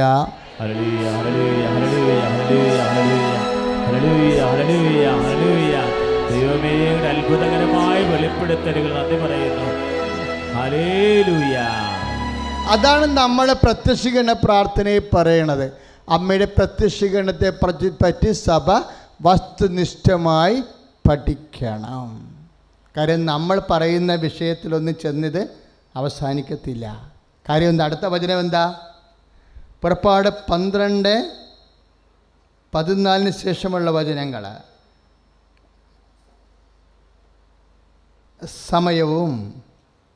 സമയങ്ങളും സമയത്തിൻ്റെ പകുതിയും അവൾ അവിടെ സംരക്ഷിക്കപ്പെടേണ്ടതാണ്. അമ്മയോട് ബന്ധപ്പെട്ടതാണ് സമയം. അമ്മയോട് ബന്ധപ്പെട്ടതാണ് സമയം. സമയമുള്ളിടത്തോളം കാലം അമ്മ ഈ ഭൂമിയിലുണ്ടാകും. ദാറ്റ് മീൻസ് കാലത്തിൻ്റെ അവസാനം വരെ. കാലത്തിൻ്റെ അവസാനം വരെ സമയമുള്ളിടത്തോളം കാലം അമ്മ ഭൂമിയിൽ സംരക്ഷിക്കപ്പെടും. കൈ അടിച്ചു കിടന്നാണ്. പരിശുദ്ധ പരമ ദിവ്യകാരുണ്യത്തിന് അക്രൈസ്തവ സഹോദരങ്ങൾ പോലും എന്തുമാത്രം ഇതിനെക്കുറിച്ച് അവബോധമുണ്ടെന്നറിയാവോ? കഴിഞ്ഞ ദിവസം ഇന്നലെ 5 കോട്ടയം എന്നും പറഞ്ഞൊരു മോള് സാക്ഷ്യം പറഞ്ഞിട്ടുണ്ട്. അക്രൈസ്തവ സഹോദരിയാണ്. അവളുടെ സർട്ടിഫിക്കറ്റുകളെല്ലാം അവർക്ക് ജർമ്മനി പോകണം. പക്ഷേ സർട്ടിഫിക്കറ്റുകളെല്ലാം ഈ ജർമ്മനി പോകുന്നതിൻ്റെ പ്രോസസ്സിങ്ങിൽ അവളുടെ സർട്ടിഫിക്കറ്റെല്ലാം യൂണിവേഴ്സിറ്റിയിലും പല സ്ഥലങ്ങളിലുമൊക്കെ ഇരിക്കുക. അപ്പോൾ പെട്ടെന്ന് വിസ പ്രോസസ്സിങ്ങിന് ഡേറ്റ് ബാർ ചെയ്തിരിക്കുകയാണ്. ആ സർട്ടിഫിക്കറ്റ് വരാൻ കാര്യം ചിലപ്പോൾ 6 മാസം എടുക്കും. പഞ്ചു പറഞ്ഞത് എന്താണെന്ന് വെച്ച് കഴിഞ്ഞാൽ, ഞാൻ ഉടമ്പടി ചെയ്തിട്ട് വിശ്വസിച്ചു. എന്ത് വിശ്വസിച്ചു? എൻ്റെ അമ്മയ്ക്ക് സമയത്തിൻ്റെ മേൽ അധികാരമുണ്ടെന്ന് ഞാൻ വിശ്വസിച്ചു. എൻ്റെ അമ്മയ്ക്ക് ഞാൻ ഉടമ്പടി ചെയ്തപ്പോൾ എൻ്റെ അമ്മയ്ക്ക് സമയത്തിന് മേൽ അധികാരമുണ്ടെന്ന് ഞാൻ വിശ്വസിച്ചു. അങ്ങനെ വിശ്വസിച്ച് ഞാൻ പ്രാർത്ഥിച്ചപ്പോൾ 6 മാസം കൊണ്ട് കിട്ടേണ്ട സർട്ടിഫിക്കറ്റ് എനിക്ക് ഒരാഴ്ച കൊണ്ട് കിട്ടിയെന്ന്. സ്തുതിയുടെ ഹല്ലേലൂയ. യേശുവേ സ്തോത്രം. Hallelujah, hallelujah, hallelujah, hallelujah. കർത്താവായ ദൈവമേ, സ്തുതിച്ച് പ്രാർത്ഥിക്കുന്ന കർത്താവേ, അതേ സമയത്തിന്റെ മേലുള്ള അധികാരത്തെ വിശ്വസിക്കുന്ന കർത്താവേ, എനിക്ക് ഈശോ തന്നൊരമ്മേ. Praise the Lord. Praise the Lord. വീണ്ടും നമ്മൾ വെളിപ്പാട് 12:17 അപ്പോൾ സർപ്പം. ഈ സർപ്പം എന്ന് പറഞ്ഞാൽ ഏത് സർപ്പമാണെന്ന് ബൈബിൾ പറയുന്നുണ്ട്. ഏത് സർപ്പമാ? പുറപ്പാട് 12:9 ഒരു സർപ്പമുണ്ട്. ഏതാണത്? പുരാതനമായ സർപ്പം. ആ വലിയ സർപ്പം സർവ്വലോകത്തെയും വഞ്ചിക്കുന്ന, സാത്താനെന്നും പിശാചെന്നും വിളിക്കുന്ന ആ പുരാതന സർപ്പം. ഈ സർപ്പവുമായിട്ടാണ് ദൈവം യുദ്ധം പ്രഖ്യാപിച്ചിരിക്കുന്നത്. അറിയാമല്ലോ, ഉൽപ്പത്തി 3:15 നിനക്ക് സ്ത്രീക്കും തമ്മിലും നിൻ്റെ സന്തതിക്കും അവളുടെ സന്തതിക്കും തമ്മിലും ഞാൻ ശത്രുത ഉളവാക്കുമെന്ന്. നിൻ്റെ കുതികാലിന് അവൻ പരിക്കേൽപ്പിക്കും. ആരാണത്? അപ്പം ഈശോയുമായിട്ടും സർപ്പം ശത്രുതയാണ്, അമ്മയുമായിട്ടും ശത്രുതയാണ്. അപ്പം സർപ്പത്തെ ഒതുക്കാൻ വേണ്ടി ദൈവം 2 പേരെ സൃഷ്ടിച്ചു. ഒന്ന് വചനം മാംസമായി. ഈശോ സൃഷ്ടിക്കപ്പെട്ടതല്ല, വചനം മാംസമായി മനുഷ്യാവതാരത്തിലൂടെയാണ്. പുത്രൻ തമ്പുരാൻ ലോകത്തിന് പാപത്തിന് പരിഹാരം ചെയ്യാൻ ആത്യന്തികമായിട്ട് നമുക്കറിയാമല്ലോ, ഇതൊരു പോരാട്ടമാണ്. നമ്മൾ ഉടമ്പടിയിൽ നമ്മൾ ചെയ്യണത് എന്താണ്? 3 പാപങ്ങളെ വെച്ച് 3-4 പ്രാവശ്യം 4 തവണയായിട്ട് 12 പാപങ്ങളെയാണ് നമ്മൾ ഉപേക്ഷിക്കണത്, ഇല്ലേ? അപ്പോൾ ഒരു പാപങ്ങൾ ഉപേക്ഷിക്കുമ്പോൾ നിങ്ങൾ വിചാരിക്കണം, നമ്മൾ സർപ്പത്തോട് അമ്മയോട് ചേർന്ന് ഒരു പോരാട്ടത്തിലാണ്. അതുകൊണ്ടാണ് പൗലോസ് പറയണത്, പാപത്തിനെതിരെയുള്ള പോരാട്ടം എത്തച്ചൊരിച്ചൊരു വരെ എത്തിയില്ലല്ലോ എന്ന് പറയണില്ലേ? അതൊരു പോരാട്ടമാണ്. ഇപ്പോൾ പ്രഭാകരൻ്റെ സാക്ഷ്യം നമ്മൾ കേട്ടു. 40 വർഷമായിട്ട് നടത്തിയിരുന്ന പോരാട്ടത്തിൽ ആ മനുഷ്യൻ ജയിച്ചു, അമ്മയോടൊപ്പം യുദ്ധം ചെയ്ത്, അല്ലേ? ലഹരി പദാർത്ഥം ഉപയോഗിക്കുക എന്നുള്ള വലിയ ദുശ്ശീലത്തിൻ്റെ പാപത്തിൻ്റെ പോരാട്ടത്തിൽ നിന്ന് പ്രഭാകരൻ ജയിച്ചിട്ട് ഇവിടെ സാക്ഷ്യപ്പെടുത്തിയിരിക്കുകയാണ്. ആ പ്രഭാകരൻ്റെ സാക്ഷ്യം കേൾക്കുമ്പോൾ നമ്മൾക്ക് എന്ത് തോന്നും? കർത്താവേ, ഞങ്ങളും പോരാട്ടമാണ്. അമ്മേ, ഈ പോരാട്ടത്തിൽ പ്രഭാകരനെ പോലെ ജയിക്കാൻ ഞങ്ങളെയും സഹായിക്കണമേ. സ്തുതിയുടെ ഹല്ലേലൂയ. കരങ്ങൾ ഉയർത്തിക്കൊണ്ട് സ്തുതിക്കട്ടെ. ഈ പോരാട്ടത്തിൽ അന്ത്യം വരെ നമ്മൾ പോരാടണമെന്നില്ല. ദൈവം നമ്മളെ ജയിപ്പിക്കും. നമ്മളൊന്ന് പോരാടാൻ തീരുമാനിച്ചാൽ മതി. നമ്മളൊന്ന് പോരാടാൻ തീരുമാനിച്ചാൽ മതി. ബാക്കി എന്താ? ബാക്കി ദൈവം നമ്മളെ സഹായിക്കും. ഇപ്പോൾ ഒരു സാക്ഷ്യം നമ്മൾ കേട്ടില്ലേ? കണ്ണൂർ ചേച്ചി, കണ്ണൂരുകാരത്തെ ചേച്ചി സാക്ഷ്യം പറഞ്ഞില്ലേ? അവിടെ 2 മക്കൾ സെമിനാരിലാണെന്ന് പറഞ്ഞില്ലേ? അപ്പോൾ ഒരു മകന് കന്നഡ അറിയാം, ഒരു മകന് കന്നഡയ്ക്ക് 4-5 മാർക്ക് കിട്ടുന്നുള്ളായിരുന്നു പറഞ്ഞു. അപ്പോൾ അവരെന്നാ ചെയ്തത്? അമ്മയോടൊത്താണ് ആ പരിമിതിയെ പോരാടുന്നത്. ഇപ്പം എന്നാ അവർ പറയണത്? അവസാനം ആ സാക്ഷ്യം പറഞ്ഞ് എന്നെ അവസാനിപ്പിച്ചിരിക്കണത് 4-5 മാർക്കാണ് കിട്ടിക്കൊണ്ടിരുന്നത്.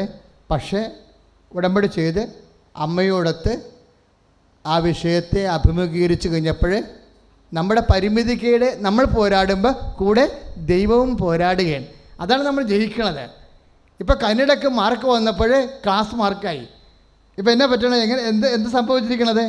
അവർ ചോദിക്കണ ഇതാണ്, കന്നഡയിൽ ജനിച്ച് വളർന്ന് കന്നഡ പഠിച്ച കുഞ്ഞുങ്ങളും തോറ്റിരിക്കുക, എന്നിട്ടും ഉടമ്പടി ചെയ്ത മകൻ കന്നഡയ്ക്ക് ജയിച്ചു. ആ സാക്ഷ്യം ഞാൻ കേട്ടപ്പോഴേ എൻ്റെ മനസ്സിൽ വന്നത്, സിംഹക്കുട്ടികളെ ഇര കിട്ടാതെ വലഞ്ഞേക്കാം, എങ്കിലും ദൈവമായ കർത്താവെ അങ്ങനെ ആശ്രയിക്കുന്നവർക്ക് ഒന്നിനും കുറവുണ്ടാകത്തില്ല. 34-ാം സങ്കീർത്തനമാണ് 10-ാമത്തെ വാക്യം. സിംഹങ്ങൾക്ക് ആർക്ക് ഇര കിട്ടില്ലെങ്കിലും സിംഹങ്ങൾക്ക് ഇര കിട്ടും, അല്ലേ? ആര് കന്നഡ തോറ്റാലും കന്നഡ ജനിച്ചു വളർന്ന ആൾക്കാർ തോക്കേണ്ട കാര്യമില്ല. അവർ തോറ്റിട്ടും കർത്താവിൽ ആശ്രയിക്കുന്നതും ജയിച്ചിരിക്കുന്ന കൈ അടിച്ച് കർത്താവ്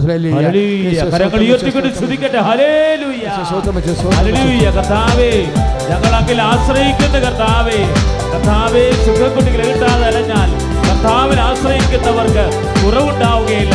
സങ്കീർത്തനം 91 ഹല്ലേലൂയ ജയം കരങ്ങൾ ഹല്ലേലൂയ വീശിക്കൊണ്ട് യേശു കർത്താവ് ജീവിക്കുന്നു കൈകൾ വീശി ആ ഹല്ലേലൂയ ജയം ഹല്ലേലൂയ യേശു കർത്താവ് ജീവിക്കുന്നു പരിശുദ്ധ പരമദിവ്യകാരുണ്യത്തിന് നേരവും ആരാധനയും സ്തുതിയും പുകഴ്ചയും പരിശുദ്ധ പരമദിവ്യകാരുണ്യത്തിന് നേരവും ആരാധനയും സ്തുതിയും പുകഴ്ചയും അപ്പോൾ നമ്മുടെ ഭാഗത്തു നിന്ന് ആത്മാർത്ഥമായ ഒരു ശ്രമം ഉണ്ടായാൽ മതി. 1-2 സ്റ്റെപ്പ് എടുത്താൽ മതി. 3-4 സ്റ്റെപ്പ് ആരെടുക്കും? കർത്താവ് എടുക്കും. കാര്യം എന്താണ്? I have hold you in my victorious right hand എന്നല്ലേ കർത്താവിൻ്റെ വാഗ്ദാനം. ഓരോ വചനവും വാഗ്ദാനമല്ലേ നിറവേറാനുള്ളതല്ലേ? അതല്ലേ അമ്മയുടെ വിജയം. കർത്താവ് അളിച്ചിത വചനങ്ങൾ നിറവേറുമെന്ന് നാം വിശ്വസിച്ചു. സ്തുതിയുടെ ഹല്ലേലൂയ, യേശുവേ സ്തോത്രം, ഹല്ലേലൂയ, ഹല്ലേലൂയ, ഹല്ലേലൂയ. പരിശുദ്ധ പരമദിവ്യകാരുണ്യത്തിന് നേരവും ആരാധനയും സ്തുതിയും പുകഴ്ചയും ഉണ്ടായിരിക്കട്ടെ. ഐസയ്യ 41:10 എൻ്റെ വിജയകരമായ വലത് കരത്താൽ ഒന്ന് പറഞ്ഞേ, എന്റെ വിജയകരമായ വലതുകരത്താൽ I uphold you in my victorious right hand. എൻ്റെ വിജയകരമായ വലത് കരത്താൽ എന്റെ വിജയകരമായ വലതുകരത്താൽ ഞാൻ നിന്നെ ചേർത്ത് നിർത്തി. ഞാൻ നിന്നെ ചേർത്തു നിർത്തി. ഉടമ്പടി പാലിക്കുമ്പോൾ നമ്മൾ ദൈവത്തോട് ചേർത്ത് നിർത്തപ്പെടുകയാണെന്ന് ഓർക്കണം. ആരെയാണ് ദൈവം ചേർത്ത് നിർത്തണത്? ചിറകുള്ള മാതാവ്. അതിനുശേഷം സർപ്പങ്ങളുമായിട്ടുള്ള പോരാട്ടം ഇല്ലേ? ആ ചിറകുകൾ നൽകപ്പെടുന്നത് എന്താണ്? വിജയത്തിൻ്റെ ചിറകുകളാണ്. സർപ്പത്തിൻ്റെ പോരാട്ടത്തിൽ നിനക്ക് ദൈവം ചിറകുകൾ നൽകും. ആ ചിറക് നൽകണത് എന്താണ്? നിനക്ക് കന്നഡയ്ക്ക് പാസ് മാർക്ക് പോലും കിട്ടത്തില്ല എന്നുണ്ടെങ്കിൽ പറന്നു പോകാനുള്ള ചിറകുകൾ നൽകപ്പെടുന്നതാണ്. കൈ അടിച്ച് കർത്താവ് ഹല്ലേലൂയ, യേശുവേ സ്തോത്രം, ഹല്ലേലൂയ, ഹല്ലേലൂയ, ഹല്ലേലൂയ. കരങ്ങൾ ഉയർത്തിക്കൊണ്ട് സ്തുതിക്കട്ടെ. ഹല്ലേലൂയ. കർത്താവേ, ജീവിത പ്രതിസന്ധികളെ തരണം ചെയ്യാൻ ചിറകുള്ള കരങ്ങൾ നൽകണമേ. കൃപ ധരിക്കും. പുറപ്പാട് 12:17 അപ്പോൾ സർപ്പം ഏറ്റു പറഞ്ഞ് അപ്പോൾ സർപ്പം സ്ത്രീയുടെ നേരെ കോപിച്ചു. സ്ത്രീയുടെ നേരെ കോപിച്ചു. ദൈവകൽപ്പനകൾ കാക്കുന്നവരും കാക്കുന്നവളും യേശുവിന് സാക്ഷ്യം വഹിക്കുന്നവരുമായി അവളുടെ സന്താനങ്ങളിൽ ശേഷിച്ചിരിക്കുന്നവരോട് യുദ്ധം ചെയ്യാൻ അത് പുറപ്പെട്ടു. Praise the Lord. ഇതിനെ കുറിച്ചാണ് പറയണത്. ഉടമ്പടി എടുക്കുമ്പോൾ എന്നാ സംഭവിക്കണത്? ചിറകുകൾ നൽകപ്പെടും. പക്ഷേ എപ്പോഴും നമ്മൾ സംഭവിക്കണം എന്താന്ന് നോക്കിയേ. അപ്പോൾ സർപ്പം സ്ത്രീയുടെ നേരെ കോപിച്ചു. എന്ന് പറഞ്ഞ് ദൈവകൽപ്പനകൾ കാക്കുന്നവരും. നമ്മൾ ഈ ഉടമ്പടി നിബന്ധനകൾ പാലിക്കുമ്പോൾ എന്താ സംഭവിക്കണത്? ദൈവകൽപ്പനകളെ കാക്കുകയാണ്. ദൈവകൽപ്പനകൾ കാക്കുന്നവരും യേശുവിനെ സാക്ഷ്യം വഹിക്കുന്നവരുമായി ഇല്ലേ? നമ്മൾ കാരുണ്യ പ്രവൃത്തി ചെയ്യുമ്പോഴും പ്രേക്ഷിത പ്രവൃത്തി ചെയ്യുമ്പോഴും വി ആർ വിറ്റ്നസിങ് ജീസസ്. നമ്മൾ യേശുവിനെ സാക്ഷ്യം വഹിക്കുകയാണ്. അപ്പോൾ ഇത്രയും ഞാൻ സത്യം പറഞ്ഞ ഉടമ്പടി ആദ്യം തന്നപ്പോൾ ഇതിൻ്റെ വലിയ ആത്യന്തികമായ ദൈവിക സ്വർഗീയ രഹസ്യം ഇങ്ങനെ ദൈവം പൂത്തിവെച്ചിട്ടുണ്ടെന്ന് നമുക്കറിയത്തില്ലായിരുന്നു. ഇത് ശാശ്വതവും അതേസമയം തന്നെ സമർത്ഥവും സമ്പൂർണമായ ഒരു സാക്ഷ്യപ്രാർത്ഥനയാണ്. അതുകൊണ്ടാണ് എൻ്റെ മക്കൾ നിബന്ധനകൾ പാലിക്കുമ്പോൾ വിശ്വാസത്തോടെ പാലിച്ചാൽ മാത്രം പോരാ. വിശ്വാസം, യോഹന്നാൻ്റെ വിശ്വാസം നമ്മൾ കണ്ടു, വിശ്വാസം പത്രോസിൻ്റെ വിശ്വാസം കണ്ടു. But we admire the faith of Mary Magdalene. ആരുടെ ഫെയ്ത്തിലാണ് നമ്മൾ വിശ്വസിക്കുന്നത്? Mary Magdalene. കർത്താവിൽ നിന്നൊന്നും കിട്ടത്തില്ലെങ്കിലും കർത്താവിനെ പ്രതി എന്ത് ബാധ്യതകളും ജീവിതത്തിൽ ഏറ്റെടുത്തുകൊണ്ട് വചനത്തിന് സാക്ഷിയാകാം. ദൈവത്തിൻ്റെ സ്നേഹത്തിന്, ദൈവത്തെ സ്നേഹിക്കണത് ദൈവത്തെ സ്നേഹിക്കുന്നത് വേണ്ടി മാത്രമായിട്ട് സ്നേഹിക്കുമ്പോൾ ആ സ്നേഹം സത്യസന്ധവും ആ സ്നേഹം സാക്ഷ്യവുമായി മാറും. പ്രാർത്ഥിക്കുക. കർത്താവായ ദൈവമേ, നിന്നിൽ നിന്ന് ലഭിക്കുന്നതിനേക്കാളുപരി നിന്നോടുള്ള സ്നേഹത്താൽ സാക്ഷിയാകുന്ന യഥാർത്ഥ ഉടമ്പടി പൈതലായി എന്നെ രൂപാന്തരപ്പെടുത്തണമേ. കരങ്ങൾ ഉയർത്തിക്കൊണ്ട് സ്തുതിക്കട്ടെ. കർത്താവായ ദൈവമേ, ഇതേവരെ കൃപാസനത്തിൽ ഉടമ്പടി എടുത്തിട്ടുള്ള മക്കള്, ഇതര സംസ്ഥാനങ്ങളിൽ ഉടമ്പടി എടുത്തിട്ടുള്ള മക്കള്, വിദേശത്ത് ഉടമ്പടി എടുത്തുള്ള ദൈവ മക്കള് കർത്താവരുടെ ജീവിത നിയോഗങ്ങള്, അവരുടെ ഉടമ്പടി നിബന്ധനകള് എല്ലാം പ്രാപിച്ച് കർത്താവെ വിശുദ്ധിയോട് ദൈവത്തിന് സാക്ഷ്യം വഹിക്കാൻ ദൈവത്തിന്റെ പരിശുദ്ധാത്മാവ് ഈ ദിവ്യ കൃപാനയുടെ അഭിഷേക ശക്തിയാൽ വർഷിക്കണമേ എന്ന് പ്രാർത്ഥിക്കുന്നു. കരങ്ങൾ ഉയർത്തി സ്തുതിക്കട്ടെ. ഹല്ലേലൂയ. യേശുവേ യേശുവേ യേശുവേ. പരിശുദ്ധ പരമദിവ്യകാരുണ്യത്തിന് നേരവും ആരാധനയും സ്തുതിയും പുകഴ്ചയും ഉണ്ടായിരിക്കട്ടെ. മക്കളെ ഇപ്പോഴേ ശ്രദ്ധിക്കുക. അച്ഛൻ പ്രാർത്ഥിക്കാൻ പോകുന്ന വിഷയങ്ങൾ രോഗികളാണ്, പിന്നെ സാമ്പത്തികമായ രോഗത്തിൻ്റെ എല്ലാ മണ്ഡലങ്ങളും ആരാധനയിൽ പരിശുദ്ധ അമ്മയാണ് നമുക്ക് വേണ്ടി. കൃപാസനത്തിൽ പ്രാർത്ഥിക്കുമ്പോൾ എന്നാ സംഭവിക്കണത്? അമ്മ മാതാവ് പ്രത്യക്ഷപ്പെട്ട സ്ഥലത്ത് നമ്മൾ എന്തുകൊണ്ടാണ് ആരാധന വെക്കുമ്പോൾ മാതാവിൻ്റെ മധ്യസ്ഥം വഹിക്കാൻ കാര്യം എന്താ? അതിവിടെ പറ്റത്തുള്ളൂ, പുറത്ത് പറ്റത്തില്ല. നിങ്ങൾ ചില ആൾക്കാർ തോന്നും എന്താ ആരാധന വെച്ചിട്ട് എന്തിനാണ് മാതാവിൻ്റെ പാട്ട് പാടണമെന്ന്. കാര്യം അമ്മ മാതാവ് പ്രത്യക്ഷപ്പെടുമ്പോൾ അമ്മയെപ്പോലെ മധ്യസ്ഥം വഹിക്കാൻ യോഗ്യതയുള്ള ആരും ഭൂമുഖത്തില്ല. ഉണ്ടോ? ഇല്ല. അപ്പം അമ്മയുടെ മധ്യസ്ഥതയിലാണ് കൃപാസനത്തിൽ ആരാധന നടക്കുന്നത്.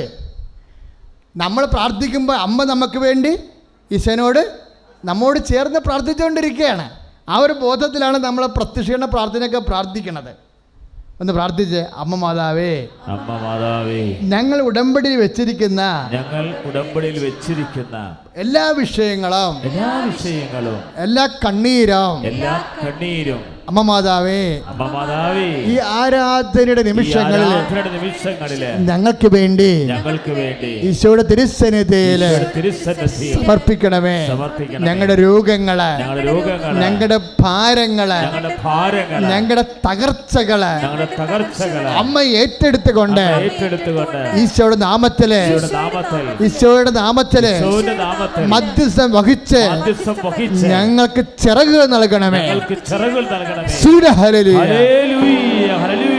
കരങ്ങൾ ഉയർത്തിക്കൊണ്ട് സ്തുതിക്കട്ടെ. കർത്താവായ ദൈവമേ, എല്ലാ നിയോഗങ്ങളുടെ മേലും കരുണ വർഷിക്കണമേ, അഭിഷേകം ചൊരിയണമേ. ദുരിതങ്ങൾ സമർപ്പിച്ച് പ്രാർത്ഥിക്കട്ടെ, വിഷമതകൾ സമർപ്പിക്കട്ടെ, മാരക രോഗങ്ങൾ സമർപ്പിക്കട്ടെ. യേശുവേ യേശുവേ യേശുവേ.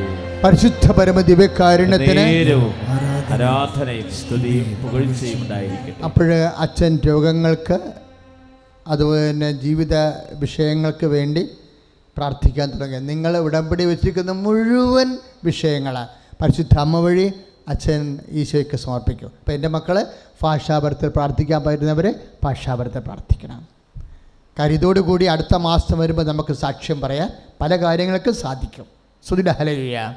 കർത്താവേ യേശുമിശിഹായേ, ഒന്നും അസാധ്യമല്ലാത്തവന് ഈശോ എല്ലാം സാധ്യമാവന്, ഈശോ അന്ധന് കാഴ്ച നൽകിയവന്, ഈശോ ഊമന് സംഭാഷണ ശക്തി നൽകിയവന്, ഈശോ മഹോരോഗിയെ സുഖപ്പെടുത്തിയവന്, ഈശോ മരിച്ചവനെ ഉയർപ്പിച്ചവന്, കർത്താവേ കരുണ തോന്നണമേ കർത്താവേ. ഉദര രോഗികളെ സ്പർശിക്കണമേ കർത്താവേ. കരൾ രോഗികളെ സ്പർശിക്കണമേ കർത്താവേ. കിഡ്നി രോഗികളെ സ്പർശിക്കണ കർത്താവേ. തലമുടി കുഴികളെ സ്പർശിക്കണ കർത്താവേ. പിരിച്ച് കറക്റ്റല്ലാതെ സ്പർശിക്കണ കർത്താവേ. മക്കൾ ഇല്ലാത്തവരെ സ്പർശിക്കണമേ കർത്താവ്. കിഡ്നി രോഗിക്കാര്, കാലിൽ നീരുള്ളവര്, അസ്ഥി ദ്രവിക്കുന്നവര്, തൈറോയിഡുകാര്, ഫിസ്റ്റുലക്കാര്, PCODക്കാര്, ഈശോ യേശുവിന്റെ നാമത്തില്, ശരീരങ്ങള്, യേശു നാമത്തില് ശവശരീരങ്ങള്, ശവകോശങ്ങള് ഉയർത്തുന്നേക്കട്ടെ. കർത്താവേ, മാരക രോഗങ്ങള് സൗഖ്യപ്പെടുത്തുന്ന നന്ദി പറയുന്നു. കർത്താവേ, വിട്ടുമാറാത്ത രോഗങ്ങള് അങ്ങേറ്റെടുക്കുന്നതിന് നന്ദി പറയുന്നു. ഇപ്പോൾ വിദൂരങ്ങൾ പ്രാർത്ഥിക്കുന്നവര് കഷ്ടമെല്ലാം നീങ്ങിടട്ടെ, എല്ലാവരും രോഗമെല്ലാം മാറിടട്ടെ, കഷ്ടമെല്ലാം നീങ്ങിടട്ടെ, തിരുമുറിവിനാൽ സുഖപ്പെടട്ടെ, തിരുമുറിവിനാൽ സുഖപ്പെടട്ടെ. പരിശുദ്ധ പരമദിവ്യകാരുണ്യത്തിന് ആരാധനയും സ്തുതിയും പുകഴ്ചയും. മക്കളെ, അവസാന വെളിപാടായിട്ട് ഞാൻ പ്രാർത്ഥിച്ചുകൊണ്ടിരിക്കുമ്പോൾ എനിക്ക് പരിശുദ്ധാത്മാവ് നൽകിയ വാക്കാണ് ശവകോശങ്ങളുടെ പുനരുദ്ധാനമെന്ന്. ശവകോശങ്ങളുടെ, അപ്പോൾ എനിക്കത് മനസ്സിലായില്ലേ, എങ്കിലും ഞാൻ പ്രാർത്ഥിച്ചു. ശവകോശങ്ങളെന്ന് പറഞ്ഞാൽ എന്താണെന്നറിയാവോ? അതായത് ചിലപ്പോൾ നമ്മുടെ ശരീരത്തിൽ കുറേ ശവകോശങ്ങളുണ്ടാകും. ഇപ്പം ദ്രവിച്ചു പോയ കുടല്, ഇല്ലേ? ശവകോശങ്ങളാണ്. ചുരുങ്ങിപ്പോയ കിഡ്നി ശവകോശങ്ങളാണ്. ക്യാൻസർ മൂലം ഉണ്ടായ മുഴകൾ ശവകോശങ്ങളാണ്. അതുപോലെ നട്ടെല്ലിന് ശവകോശങ്ങൾ. യേശു ക്രിസ്തു ഉന്നതമായ നാമത്തിലെ ശവകോശങ്ങളെ യേശു നാമത്തിൽ സ്വതന്ത്രം ചെയ്യുന്ന ഹല്ലേലൂയ. അപ്പോൾ ഇനി ദിവസങ്ങളിൽ ഇതുപോലെയുള്ള രോഗങ്ങൾ, ശവകോശങ്ങളുടെ പുനരുത്ഥാനമാണ് ഈ ആരാധനയിൽ സംഭവിച്ച ഏറ്റവും വലിയ അത്ഭുതം. അപ്പോൾ നിങ്ങൾ സ്കാൻ ചെയ്യുമ്പോഴും അതാത് രോഗങ്ങൾ അനുഭവിക്കുന്ന ടെസ്റ്റ് ചെയ്യുമ്പോൾ ഡോക്ടർ രോഗമില്ല എന്ന് പറയും. അപ്പോൾ നിങ്ങൾ അടുത്ത മാസം വന്ന് സാക്ഷ്യത്തിൻ്റെ കൗണ്ടർ റിപ്പോർട്ട് ചെയ്തുകൊണ്ട് ദൈവത്തെ മഹത്വപ്പെടുത്തേണ്ടതാണ്. ഇപ്പോഴും നമ്മൾ പ്രാർത്ഥിക്കാൻ പോകുന്ന ജോലിയില്ലാത്തവരെ, വീടില്ലാത്തവരെ, സ്ഥലം ഇല്ലാത്തവരെ, ബിസിനസ് തകർന്നവർ, വരുമാന മാർഗമില്ലാത്തവരെ, കുടുംബ തകർച്ച വന്നവർ, ഭാര്യ ഭർത്താക്കന്മാർ അകന്ന് താമസിക്കുന്നവർ, മക്കൾ ഇല്ലാത്തവർ, വിവാഹ തടസ്സക്കാർ, വഴിയില്ലാത്തവർ, വെള്ളമില്ലാത്തവർ, സാങ്കേതികമായ ദുരിതങ്ങളുള്ളവർ, വിദേശ ജോലിക്ക് വേണ്ടി ശ്രമിക്കുന്നവർ, നൈപുണ്യ പരീക്ഷകൾ, യോഗ്യതാ പരീക്ഷകൾ, പരീക്ഷ എഴുതിയവർ, റീവാലുവേഷൻ കൊടുത്തവർ, എല്ലാ പരീക്ഷ ഫലങ്ങളുടെ മേൽ കർത്താവിൻ്റെ കരുണ ചൊരിയാൻ വേണ്ടി സ്തുതിയുടെ ഹല്ലേലൂയ. കരങ്ങൾ ഉയർത്തിക്കൊണ്ട് സ്തുതിക്കട്ടെ. ഹല്ലേലൂയ. കർത്താവേ, ജോലി നഷ്ടപ്പെട്ടവരെ അവർക്ക് ജോലി തൊഴിലിന്റെ മേൽ കർത്താവേ അങ്ങയുടെ കൃപ ചൊരിയണമെന്ന് പ്രാർത്ഥിക്കുന്നു. കർത്താവിൻ്റെ ശക്തി ഒഴുകട്ടെ. കർത്താവ് തൊഴിൽ മേഖലയിൽ കർത്താവിൻ്റെ ശക്തി ഒഴുകട്ടെ. വീട് ഇല്ലാത്തവരെ, സാമ്പത്തിക ബാധ്യതകളെ, സാമ്പത്തിക കടങ്ങളെ കർത്താവ് സാക്ഷ്യം പറയാൻ സഹായിക്കുന്ന വിധത്തിൽ കർത്താവ് സാമ്പത്തിക ബാധ്യതക്കാരെ സഹായിക്കണമെന്ന് പ്രാർത്ഥിക്കുന്ന മക്കൾ ഇല്ലാത്തവർ, തടസ്സമുള്ളവർ, വീടില്ലാത്തവർ, സ്ഥലമില്ലാത്തവർ, വഴിയില്ലാത്തവർ, കർത്താവേ ജോലി തടസ്സമുള്ളവർ, സഞ്ചാര തടസ്സമുള്ളവർ, സാങ്കേതിക ദുരിതങ്ങൾ, വിദ്യാഭ്യാസ തടസ്സങ്ങൾ, യേശു നാമത്തിൽ എല്ലാ ബന്ധങ്ങളും അഴിഞ്ഞു മാറട്ടെ.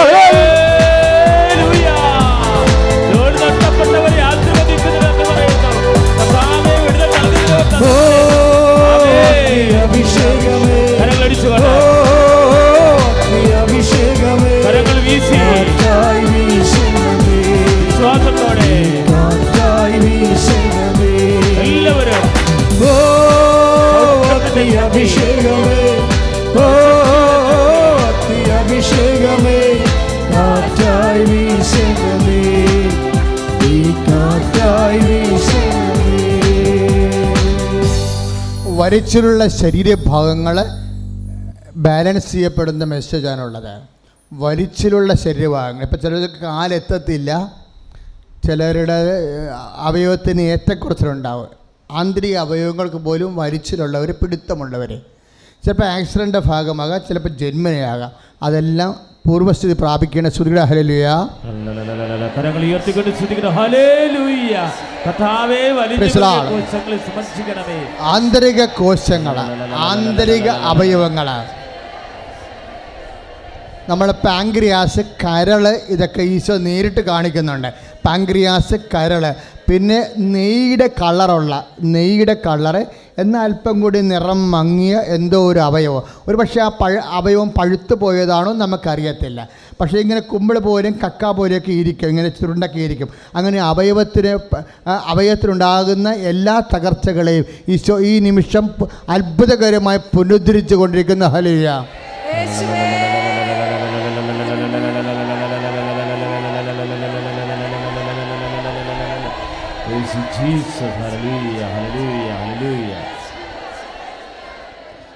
ബീജത്തിന് ഓട്ടമില്ലെന്നുള്ളതാണ് ടെക്നിക്കൽ ഡിഫക്ട്സ് ഡോക്ടർ പറഞ്ഞിരിക്കുന്നത്.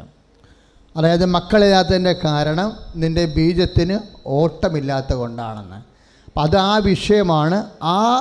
ആ രീതിയിലുള്ള എല്ലാവരെയും നിങ്ങൾക്ക് ആൾക്കാരെ, നിങ്ങളുടെ കുഞ്ഞുങ്ങളും നിങ്ങളുടെ രക്തത്തിൽ പിറന്ന കുഞ്ഞുങ്ങളുമായി കയറി സാക്ഷ്യം പറയാൻ വേണ്ടി മാത്രം ബീജങ്ങൾക്ക് കർത്താവ് ഓട്ടം ശക്തി നൽകിക്കൊണ്ടിരിക്കുന്ന ഹല്ലേലൂയ. Hallelujah, hallelujah, hallelujah.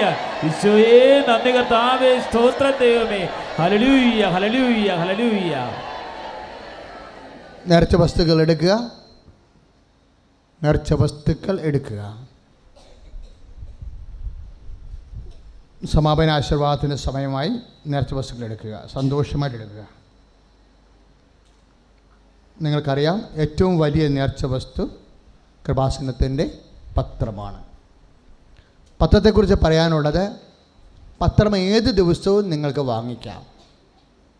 31 ദിവസമുണ്ട്, ഒരു മാസം ചിലപ്പോൾ 30 ദിവസമുണ്ട്.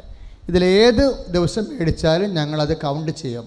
ആ മാസത്തെ നിങ്ങളുടെ ഗഡുക്കളായിട്ട്, നിങ്ങളുടെ പ്രേക്ഷിത പ്രവർത്തനമായിട്ട് കൗണ്ട് ചെയ്യും. ഏത് ദിവസം വേണമെങ്കിലും നിങ്ങൾക്ക് പത്രം മേടിക്കാം. കാര്യം ചില സമയത്ത് ഇതുപോലെയുള്ള തിരക്ക് ദിവസങ്ങളിൽ ചിലപ്പോൾ പത്രം ചിലപ്പോൾ തികയാണ്ട് വരും. അപ്പം അതുകൊണ്ട് ഈ പ്രാർത്ഥനാ ദിവസം തന്നെ പത്രം മേടിക്കണമെന്ന് പറഞ്ഞാൽ പത്രം രണ്ടു പ്രാവശ്യം 2-3 തവണ തികയാതെ വന്നു. അപ്പം അതുകൊണ്ടാണ് നിയമം മാറ്റിയത്. കാര്യം നമ്മളുടെ ഏറ്റവും വലിയ ആസ്തി എന്താണ്? കർത്താവിൻ്റെ വചനത്തിന് സാക്ഷ്യം വഹിക്കാൻ വേണ്ടി ആ നമ്മൾ വായിച്ചില്ലേ 12-14 വെളിപാടിൻ്റെ പുസ്തകത്തിലെ വചനത്തിൻ്റെ സാക്ഷികളായി നമ്മൾ മാറുകയാണ്. ആ ഒരു ബോധത്തിൽ വേണം എൻ്റെ മക്കളെ പാപം ഉപേക്ഷിക്കാനും പ്രേക്ഷിത പ്രവർത്തനം ചെയ്യാനും ഉടമ്പടി സന്തതികളായി മാറാനും. ദൈവാനുഗ്രഹത്താൽ എല്ലാ പത്രവും നമുക്കിപ്പോഴുണ്ട്. കന്നഡ, തമിഴ്, ഹിന്ദി, തെലുങ്ക്, ഇംഗ്ലീഷ്, മലയാളം പത്രത്തിന് കൂടെ ബാക്കി 5 പത്രം കൂടിയുണ്ട്. അടുത്ത മാസം മുതൽ മറാഠി പത്രവും കൊങ്കിണി പത്രവും ഉണ്ടാവും അടുത്ത മാസം മുതൽ. ഇതുപോലെ ഇതൊക്കെ ഓരോ പ്രേക്ഷിതരെ അവർക്ക് പരിശുദ്ധ അമ്മ കൊടുക്കുന്ന പ്രത്യേകമായ പ്രേരണ കൊണ്ട് പരിശുദ്ധാത്മാവ് നിറഞ്ഞിട്ട് ഇങ്ങോട്ട് പറയണതാണ്. മറാഠി പത്രം ഞങ്ങൾ ചെയ്തോളാമെന്ന് ബോംബെയിലുള്ള ആൾക്കാർ പറഞ്ഞിരിക്കുക. അപ്പം അത് പ്രേക്ഷിത പ്രവർത്തനത്തിന് അമ്മ വളരെ ശക്തമായ പ്രാധാന്യം കൊടുക്കുന്നുണ്ടെന്നുള്ളത് നമുക്ക് പത്രം കൊണ്ടുള്ള സൗഖ്യങ്ങൾ നോക്കുമ്പോൾ അറിയാൻ പറ്റും. ഇങ്ങനെയൊക്കെ ലോകത്ത് പോലും നമ്മൾ കേട്ടുകേൾവിയില്ലാത്ത കാര്യങ്ങളാണ്. ഞങ്ങളത് ഒഫീഷ്യലായിട്ട് പ്രൊമോട്ട് ചെയ്യണില്ല, സാക്ഷ്യങ്ങൾ കേട്ടത് ഏറ്റു പറഞ്ഞെന്ന് മാത്രമേ ഉള്ളൂ. പക്ഷെ അതാണ് ഇതിൻ്റെയൊക്കെ ഒരു രീതികൾ. അപ്പം അതുകൊണ്ട് അതാത് സംസ്ഥാനങ്ങളിൽ പോകുന്നവർ അതാത് സംസ്ഥാനങ്ങളിലെ പത്രങ്ങൾ വാങ്ങിച്ചുകൊണ്ട് പോകണമെന്ന് പ്രത്യേകം ഓർപ്പിക്കുന്നു. വിദേശത്ത് പത്രം ബുക്ക് ചെയ്ത ആൾക്കാർക്ക് കഴിഞ്ഞ മാസത്തെ കുറച്ച് ഗഡുക്കൾ, കുറച്ച് പത്രം ഇവിടെ കഴിഞ്ഞ മാസം പോസ്റ്റിൻ്റെ കുറച്ച് തകരാറുണ്ടായത് കാരണം, ഇലക്ഷനൊക്കെ ആയത് കാരണം അയക്കാൻ പറ്റിയിട്ടില്ല. പക്ഷെ അവർക്ക് ഞങ്ങൾ പത്രം അയക്കുന്നതായിരിക്കും. പത്രമുള്ളവർ കയ്യിലെടുക്കുക. അപ്പോൾ തിരിച്ചു പോകുമ്പം എല്ലാവരും തന്നെ, പറ്റുന്നവരെല്ലാവരും തന്നെ പത്രം വാങ്ങിക്കുന്ന പോലെ തന്നെ പ്രധാനപ്പെട്ടതാണ് പത്രത്തിൻ്റെ കൂപ്പൺ വാങ്ങിക്കുന്നത്. ഈ ഡേറ്റിലുള്ള കൂപ്പൺ വാങ്ങിക്കുന്നത്. കാര്യം ഡേറ്റ് നോക്കിയിട്ടാണ് പത്രം പുതുക്കണതൊക്കെ എല്ലാം. ഉടമ്പടി പുതുക്കണതെല്ലാം ഇപ്പം പല കാര്യങ്ങളും നടക്കണ എപ്പോഴാണ്? ഉടമ്പടി പുതുക്കി കഴിയുമ്പോഴാണ്. 6 കാര്യങ്ങളല്ലേ വെച്ചിരിക്കുന്നത്. ശരിക്കും പറഞ്ഞാൽ 6 പുതുക്കം വേണ്ടതാണ്. ഞാൻ 4 വെച്ചിട്ടുള്ളൂ. അടുത്ത കൊല്ലം ഉടമ്പടി ആകുമ്പോൾ 6 പുതുക്കമാകും മിക്കവാറും. 6 കാര്യമല്ലേ നമ്മൾ വെച്ചിരിക്കണം. 6 കൽഭരണിയല്ലേ, 6 നിയോഗമല്ലേ, 6 നിബന്ധനയല്ലേ. അപ്പോൾ 6 പുതുക്കമാണ് കണക്കിന് വേണ്ടത്.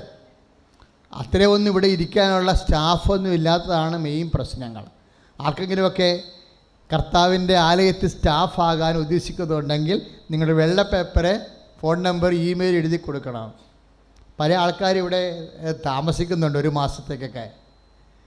സ്ത്രീകളെ ഞങ്ങൾ പുറത്ത് ആണ് താമസിപ്പിക്കുന്നത്. പുരുഷന്മാർക്ക് ഇവിടെ താമസിക്കാം.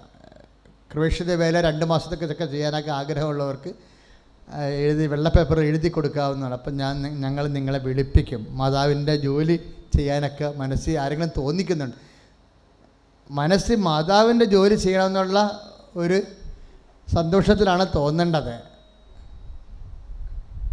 അപ്പം അങ്ങനെയുള്ളവർ പിന്നെ ഏതെങ്കിലും രീതി നിങ്ങൾക്കുള്ള കഴിവുകളെ, ഇപ്പം ചില സഹോദരികൾ സ്വന്തമായിട്ട് അവിടെ കൃപാസന അനുഭവം യൂട്യൂബ് ചാനലുണ്ടാക്കി ഇടുന്നുണ്ട്. 2 പേരെ കണ്ട് ഞാൻ അങ്ങനെ യൂട്യൂബിൽ. അവർ കൃപാസനത്തിൽ വന്നതും അവർക്കുണ്ടായ ഫീലിങ്ങും അവർക്കുണ്ടായ ദൈവാനുഭവവും അവർക്കുണ്ടായ വചനബോധ്യവും എങ്ങനെയാണ് വിശ്വാസികളെ വേദസാക്ഷിയാക്കി. കാരണം ഇപ്പോൾ ഈ രീതി നോക്കുകയാണെങ്കിൽ സമ്പൂർണ്ണ ദൈവ മനസ്സാണ് ഉടമ്പടിയിലൂടെ നമ്മൾ പെട്ടെന്നാണ് ഒരു വിശ്വാസി വേദസാക്ഷിയായി മാറുന്നത്. അപ്പോൾ ദൈവത്തിൻ്റെ സ്വന്തമായി മാറുകയാണ് ഉടമ്പടിയിലൂടെ. അപ്പോൾ അതുകൊണ്ട് എൻ്റെ മക്കൾ ഇനി ഉടമ്പടി അല്പം തെറ്റിപ്പോയെന്നൊക്കെ വിചാരിച്ചുകൊണ്ട് നിങ്ങൾ പേടിക്കൊന്നും ചെയ്യരുത്. ഉടനെ പോയി കുമ്പസാരിക്കൊന്നും ചെയ്യരുത്. നിങ്ങൾ മനസ്താപരണം ചൊല്ലി റീസ്റ്റാർട്ട് ചെയ്യുക. കാരണം നിങ്ങളുടെ അവസ്ഥ ദൈവത്തിന് അറിയാമല്ലോ. നിങ്ങളുടെ അവസ്ഥ ദൈവത്തിന് അറിയാമല്ലോ, സത്യസന്ധമാണെങ്കിൽ അല്ലേ? അപ്പം നിങ്ങൾ എന്ത് ചെയ്യണം? ഒരു ചേട്ടൻ സാക്ഷ്യം പറഞ്ഞില്ലേ, ഞാനത് റീസ്റ്റാർട്ട് ചെയ്തു, എനിക്ക് എൻ്റെ പ്രാർത്ഥന ഞാനിവിടെ ഇല്ലായിരുന്നു, കാര്യം കുരിശെ കൊണ്ടുവന്ന് വെച്ചപ്പോൾ അമ്മ എന്നോട് പറഞ്ഞു ഉടമ്പടി മുടങ്ങിയെന്ന് പറഞ്ഞ്. അതാണ് ഞാൻ ഉടനെ ആ സാക്ഷ്യം നിങ്ങൾ കേട്ടില്ലേ, അവരെ സഹായിക്കാൻ വേണ്ടിയാണ് ഞാൻ കുരിശെ കൊണ്ടുവന്ന് വെച്ചത് അവരെ. അപ്പോൾ കൈ തൊട്ടപ്പോൾ തന്നെ പറഞ്ഞ് ഉടമ്പടി മുടങ്ങി. അപ്പോൾ ഞാൻ ഉടനെ അവരോട് പറഞ്ഞ് ഉടമ്പടി മുടക്കരുതെന്ന് അമ്മ പറയേണ്ടെന്ന് പറഞ്ഞു. അപ്പോൾ അവരെന്ത് ചെയ്ത് അത് പോയി രണ്ടാമത് മുടങ്ങിയത് രണ്ടാമത് കൂടി. അപ്പം അവിടെ കാര്യത്തിൽ തീരുമാനമായി. അപ്പോൾ നിസ്സാരമൊന്നും അല്ല ഒരു കാര്യവും. എന്തെങ്കിലും കൃപാസനത്തിൽ നിന്ന് മക്കൾ പറയുന്നുണ്ടെങ്കിൽ അതിനെല്ലാം കർത്താവിൻ്റെ കൺകറൻസ് ഉണ്ടെന്ന് ഓർക്കണം. പക്ഷെ അത് നിങ്ങൾ കുറ്റബോധമായിട്ട് കടക്കേണ്ട ഒരു കാര്യമില്ല. മനസ്സിലായ? ഒരു കർത്താവിനോട് ഒരവസ്ഥയിൽ പെട്ടെന്ന് അവരിപ്പോൾ 2 മാസം ഇവിടെ ഇല്ലായിരുന്നല്ലോ, അമ്മയെ നോക്കാൻ വേണ്ടി പോയ കാര്യമല്ലേ അവർക്ക്. അപ്പോൾ അതുപോലെയൊക്കെ ഓരോരുത്തർക്കും ഓരോ പ്രയാസങ്ങൾ ഉണ്ടാകും. ഇപ്പോൾ ഇൻ കേസ് വീണ് പോയാൽ എൻ്റെ മക്കൾ പേടിക്കരുത്. നിങ്ങളത് സോറി പറഞ്ഞ് മനസ്സാ പ്രകടനത്തിൽ ഏറ്റവും നല്ല പ്രാർത്ഥന എന്താ? ദൈവത്തോട് സോറി പറയാൻ ഏറ്റവും നല്ല പ്രാർത്ഥന എന്താ? ഞാനതാണ് ചെല്ലണത്. ഞാൻ ആരും പറഞ്ഞു തന്നതല്ല, ഏതോ ഒരു കാലത്ത് പരിശുദ്ധാത്മാവ് എൻ്റെ മനസ്സിൽ തോന്നിയാണ് മനസ്സാപ്രകടനമാണ് സൂപ്പർ പ്രാർത്ഥനയെന്ന്. എൻ്റെ ദൈവമേ എന്ന് വിളിക്കുമ്പോൾ തന്നെ കണ്ണു നിറയും. ഏറ്റവും നല്ലവനും എല്ലാത്തിനുപരി സ്നേഹിക്കപ്പെടാൻ യോഗ്യനുമായ അങ്ങേക്കെതിരായി പാപം ചെയ്തു. അപ്പം അതൊക്കെ ഇരുന്ന് സുഹൃത്ത് ജപം പോലെ ഇടയ്ക്ക് മനസ്സിലൊക്കെ ഓർത്ത് പ്രാർത്ഥിക്കണം. ഒറ്റയ്ക്ക് ആ മനസ്സാപ്രകടനം മൊത്തം ചെല്ലിയില്ലെങ്കിലും ആദ്യത്തെ 3 വരി 3 പ്രാവശ്യം ചെല്ലണം, നല്ലതാണ്. മനസ്സാപ്രകടനം മൊത്തം ചെല്ലിയില്ലെങ്കിലുമേ ആദ്യത്തെ 3 വരി ഒരു 3 പ്രാവശ്യം ഒറ്റയ്ക്കിരുന്ന് ചെല്ലണത് നല്ലതാണ്. അപ്പം നമ്മൾ ദൈവവുമായിട്ടൊരു ആത്മബന്ധം ആയി മാറും. ദൈവമായിട്ടൊരു സ്നേഹബന്ധത്തിലായിക്കഴിഞ്ഞാൽ എൻ്റെ മക്കളെ ഭയങ്കര ധൈര്യമാണ് നമുക്ക് വരണത്. കർത്താവ് നമ്മുടെ കൂടെ ഉണ്ടാകും, കർത്താവ് നോക്കിക്കൊള്ളാമെന്ന് നേരത്തെ പറഞ്ഞിട്ടുണ്ട്. പിന്നെ എന്തിനാ നമുക്ക് പേടി? അപ്പം അതുകൊണ്ട് എൻ്റെ മക്കൾ നേർച്ച പുസ്തകം എടുക്കുക, അച്ഛനോട് ചെയ്യാതെ. പിന്നെ എപ്പോഴും നമ്മൾ ശ്രദ്ധിക്കേണ്ട വേറെ ഒരു കാര്യം, ഇന്ന് തന്നെ ഈ യൂട്യൂബ് സബ്സ്ക്രൈബ് ചെയ്യാത്തവരൊന്ന് കൈപൊക്കിക്കേ. യൂട്യൂബ് സബ്സ്ക്രൈബ് ചെയ്യാത്തവർ ഇത്രയൊന്നും അല്ലല്ലോ, ഒന്ന് കൈപൊക്കിക്കുക നല്ലവണ്ണം. എൻ്റെ മക്കൾ ഇന്ന് തന്നെ അത് ചെയ്യണം. വീട്ടിൽ പോയിട്ട് അറിയാൻ പാടില്ലെങ്കിൽ നിങ്ങളുടെ മക്കളോട് അയൽവാസിയോട് ചോദിച്ചിട്ട് യൂട്യൂബ് അത് നിങ്ങൾ ആദ്യം ഇമെയിൽ പോലും ഉണ്ടാകത്തില്ല, ചില ആൾക്കാർക്ക് യൂട്യൂബിൻ്റെ അഡ്രസ്സ് ഉണ്ടാകത്തില്ല. ചോദിച്ചാൽ മതി, അപ്പോൾ അവർ മെയിൽ അഡ്രസ്സ് എടുത്ത് തരും. മെയിൽ അഡ്രസ്സ് വഴി യൂട്യൂബ് രജിസ്റ്റർ ചെയ്തിട്ട് സബ്സ്ക്രൈബ് ചെയ്യാൻ പറ്റും. എന്താ പ്രശ്നം എന്നറിയാമോ? ഒത്തിരി പേരാണ് യൂട്യൂബ്, ഇപ്പോൾ നിങ്ങൾ സാക്ഷ്യം കേട്ടില്ലേ, ഇന്ന് മാത്രമല്ല ഇന്നലെ ഒക്കെ കഴിഞ്ഞ ആഴ്ചയിലൊക്കെ ഉള്ള സാക്ഷ്യങ്ങളിൽ യൂട്യൂബ് കല്ലുമട ഇരുന്നുകൊണ്ട് യൂട്യൂബിൽ ധ്യാനം കൂടിക്കൊണ്ടിരിക്കുകയാണ്. ആ സമയത്ത് അവിടെ കൈ നേരെയായി. ഒരു വല്യമ്മച്ചി, അതും ഒരു പെരുമ്പാവൂരുകാരത്തിയാണ്, ഹൈന്ദവ സഹോദരിയാണ്. അവർ കല്ലുമടയിലാണ് അവരുടെ ജോലി. കല്ലുമട ഇരുന്നുകൊണ്ടാണ് അവർ സ്ട്രെച്ചറിലാണ് പോണത്. കാര്യം ആ പണി വേറെ ആർക്കും ചെയ്യാൻ പറ്റാത്ത കാരണം അവിടെ ഓഫീസ് വർക്കിന് പോണതാണ്. ആ സമയത്ത് അവർ തിരിച്ചു പോരുമ്പോൾ സ്ട്രെച്ചറില്ലാതെയാണ് പോരണത്. അത്രയും പവറാണ്. ഇത് പറഞ്ഞാൽ നിങ്ങൾ കണ്ട് ആ യൂട്യൂബ് കേട്ട് നോക്ക്, അപ്പോൾ നിങ്ങൾക്ക് മനസ്സിലാവും. അതായത് യൂട്യൂബിൽ നിങ്ങൾ ധ്യാനം കൂടുമ്പോൾ കൃപാസനത്തിൽ ധ്യാനം കൂടുന്ന പോലെയുള്ള ഒരു ഫീലാണ് പലർക്കും കിട്ടണത്. അതുകൊണ്ട് ഒരു ധ്യാനത്തിന് മാത്രമേ മക്കൾ ഇവിടെ വന്നാൽ മതി. ബാക്കി 5 ധ്യാനം എവിടെയാണ് കൂടേണ്ടത്? ഒന്നെങ്കിൽ TV, ഷാരോൺ TV-യിൽ. എപ്പോഴാണത്? എല്ലാ തിങ്കളാഴ്ചയും 1:30 മണിക്ക്, വെള്ളിയാഴ്ച രാവിലെ 8:30 മണിക്ക്. പിന്നെ രാജ് TV ഫ്രീ ചാനലാണ്, പേ ചാനലല്ല. രാജ് TV വെച്ച് കഴിഞ്ഞാൽ മലയാളം ന്യൂസ്, ആ ചാനലിലാണ് ഉടമ്പടി ധ്യാനമുള്ളത്. എല്ലാ ശനിയാഴ്ചയും രാവിലെ 7 മണിക്ക്. അപ്പോൾ രാജ് TV എന്ന് പറഞ്ഞാൽ അവിടെ നമ്പരേ കാണിക്കത്തുള്ളൂ. ആ നമ്പർ മൊബൈലിൽ കുത്തുമ്പോൾ TV ഓപ്പൺ ആയിക്കൊള്ളും. അപ്പോഴേ പിന്നെ മരിയൻ ടിവിയുടെ കോഡ് അത് അമേരിക്കയിലുള്ളവർക്ക്, നമുക്ക് ഉള്ളതിനേക്കുള്ളവർ അമേരിക്ക മലയാളിക്കാണ് മരിയൻ TV ഉള്ളത്. മരിയൻ TV-യിൽ ഉടമ്പടി ധ്യാനം ഉള്ളത് പത്രത്തിലുണ്ട്, അതിൻ്റെ ബാക്കിലുണ്ട്, എഴുതിയിട്ടുണ്ട്. പക്ഷെ നിങ്ങളുടെ കയ്യിലുള്ളത് എന്താണ്? യൂട്യൂബാണുള്ളത്. യൂട്യൂബ് ഇല്ലെന്നുണ്ടെങ്കിൽ മാത്രമേ ഫേസ്ബുക്ക് എടുക്കാവൂ.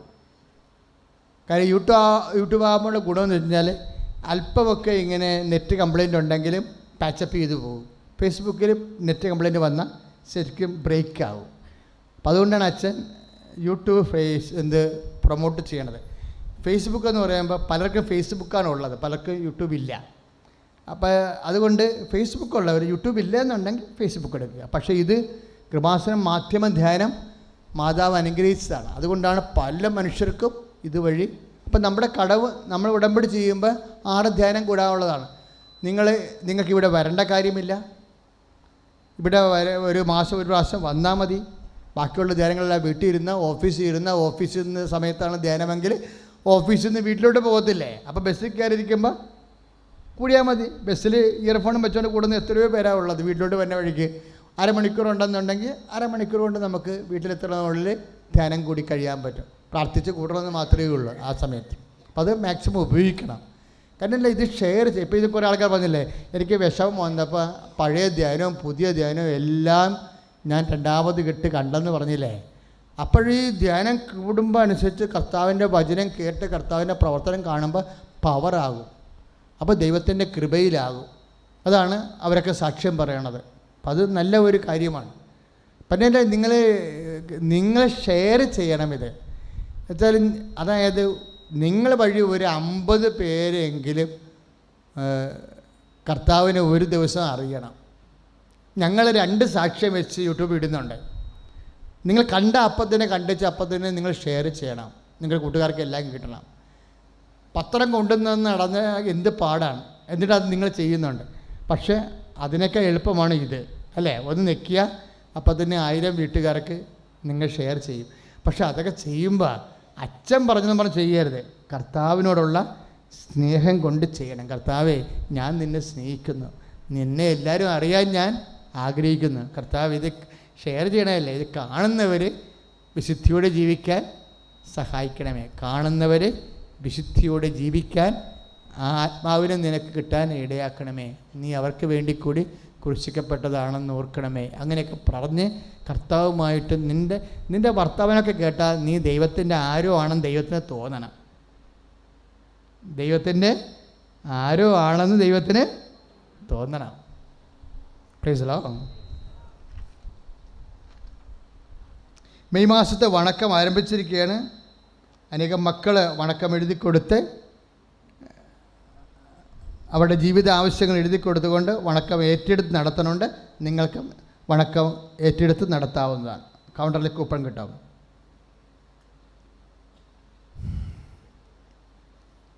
ഉടമ്പടി ധ്യാനം ഇപ്പോൾ വളരെ കൃത്യമായി, കൺഫ്യൂഷൻസ് ഒന്നുമില്ല. ഇപ്പം എന്താ 1-ാം ചൊവ്വാഴ്ചയാണ്, 2-ാം ചൊവ്വാഴ്ച, അങ്ങനെ ഒരു പ്രശ്നവുമില്ല. ഇപ്പം എന്താണ്, എല്ലാ ആഴ്ചയിലും തിങ്കളാഴ്ചകളിലെ 1, 2, 3, 4 തിങ്കളാഴ്ച, അതുപോലെ 1, 2, 3, 4 ചൊവ്വാഴ്ചയുമാണ് ഉടമ്പടി ഉപവാസ ധ്യാനം. നാളെ പോലുള്ള എന്താണ്, ഉടമ്പടി പ്രാർത്ഥനയും പുതുക്കലും. ഉടമ്പടി പ്രാർത്ഥന എന്ന് പറയുന്നത് എന്താണ്, ഉടമ്പടി പുതുതായിട്ട് ചെയ്യാനുള്ളവർക്ക് നാളെ ഉടമ്പടി ചെയ്യാൻ പറ്റും. പുതുതായിട്ട് ചെയ്യാനുള്ളവർക്ക് നാളെ ചെയ്യാൻ പറ്റും.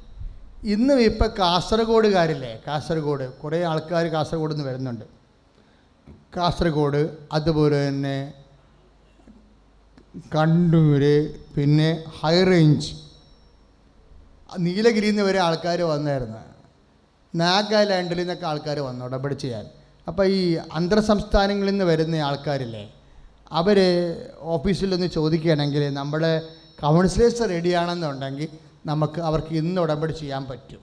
കാരണം അല്ലെ പിന്നെ അവരതിനു വേണ്ടി വരണ്ടേ, പിന്നെയും വരണ്ടേ, കാശും ചിലവാക്കി പിന്നെയും വരണ്ടേ. അപ്പോൾ അകലെയുള്ളവർക്ക് കണ്ണൂർ, കാസർഗോഡ്, വടക്കേ മലബാർ, പിന്നെ വിഴിഞ്ഞം, പിന്നെ അതുപോലെ തന്നെ ഹൈ റേഞ്ച്, പിന്നെ അന്തർ സംസ്ഥാനം ബാംഗ്ലൂർ, അതുപോലെ ബോംബെ, അങ്ങനെയൊക്കെയുള്ള ഇപ്പോൾ സാക്ഷ്യങ്ങളൊക്കെ വരുന്നത് എന്താ, പുറത്തെ സംസ്ഥാനത്ത് നിന്ന് സാക്ഷ്യങ്ങൾ വരാൻ തുടങ്ങില്ലേ.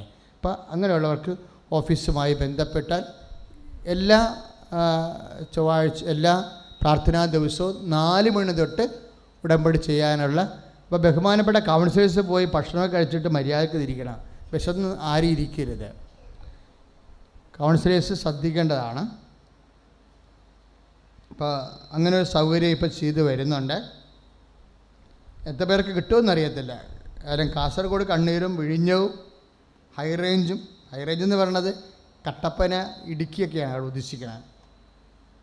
പിന്നെ പുറത്തുള്ള സംസ്ഥാനങ്ങൾ. പക്ഷെ ഒരു പ്രോബ്ലം ഉള്ളത്, ഈ ഉടമ്പടി എപ്പോഴും ചെയ്യണത്, ഉടമ്പടിയുടെ ക്ലാസ്സാണ് പ്രധാനപ്പെട്ടത്. ഉടമ്പടിയുടെ ക്ലാസ് അറ്റൻഡ് ചെയ്ത് അതിൻ്റെ വിശദാംശങ്ങൾ കൃത്യമായിട്ട് ചെയ്യുന്നവരാണ് ഈ വലിയ സാക്ഷ്യങ്ങൾ പറയണത്. നിങ്ങൾക്കറിയാമോ, ഏറ്റവും വലിയ വെടിക്കെട്ട് സാക്ഷ്യം പറയുന്നതിൽ 50% അക്രൈസ്തവരാണ്. ആ സാക്ഷ്യം നോക്കിയാൽ മനസ്സിലാവും. എന്താ കാര്യം? അനുഷ്ഠാന ക്രമങ്ങളിൽ കോംപ്രമൈസ് ഇല്ല അവർക്ക്. അനുഷ്ഠാന ക്രമങ്ങളിൽ ഒത്തുതീർപ്പില്ല. ആ ഒത്തുതീർപ്പില്ലാത്ത കൊണ്ട് തന്നെ അത് ബോധ്യമില്ലാത്തത് കൊണ്ടാണ് നിങ്ങൾ എപ്പോഴെങ്കിലും എന്തെങ്കിലുമൊക്കെ ഉഴപ്പി ചെയ്യണത്. ഉടമ്പടിയിട്ട് ഉഴപ്പിയാൽ മൊത്തം ഉഴപ്പും. അപ്പം അതുകൊണ്ട് എൻ്റെ മക്കൾ എപ്പോഴും ശ്രദ്ധിക്കേണ്ട കാര്യം, ഈ സാക്ഷ്യം പറയുന്നവരെ എപ്പോഴും നമ്മൾ ശ്രദ്ധിക്കണം. കാര്യം വെച്ചാൽ ആ സാക്ഷ്യം പറയാൻ അവരെങ്ങനെയാണ് അത് പറയണത്, എന്താണ് പറയണത്, എങ്ങനെയാണ് പറയാൻ ഇടയാക്കിയതെന്നൊക്കെ എല്ലാം യൂട്യൂബിൽ പരിശോധിക്കണം നല്ലതാണ്. കാര്യം നേർച്ച വസ്തുക്കളുടെ ഉപയോഗം തന്നെ ഞങ്ങൾ പറയണ പോലെ അല്ല അവർ ചെയ്യണത്. ഞങ്ങൾ ജനറലായിട്ടാണ് പറയണത്, അവർ പർട്ടിക്കുലറായിട്ടാണ് പലരും ചെയ്യണത്.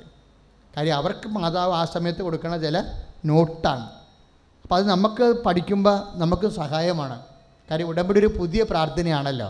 അപ്പം അതിൻ്റെ അകത്ത് പകുതി മുക്കാൽ ഇപ്പോഴും അതിൻ്റെ കാര്യങ്ങളൊക്കെ ഇപ്പോഴും ദൈവത്തിൻ്റെ കയ്യിൽ തന്നെയാണ് ഇരിക്കുന്നത്. ഓരോരോ സമയത്ത് ഓരോ വ്യക്തികളിലൂടെയാണ് ഉടമ്പടി നേർച്ച വസ്തുക്കളുടെ ഉപയോഗങ്ങൾ നമ്മൾ പഠിക്കുന്നത്.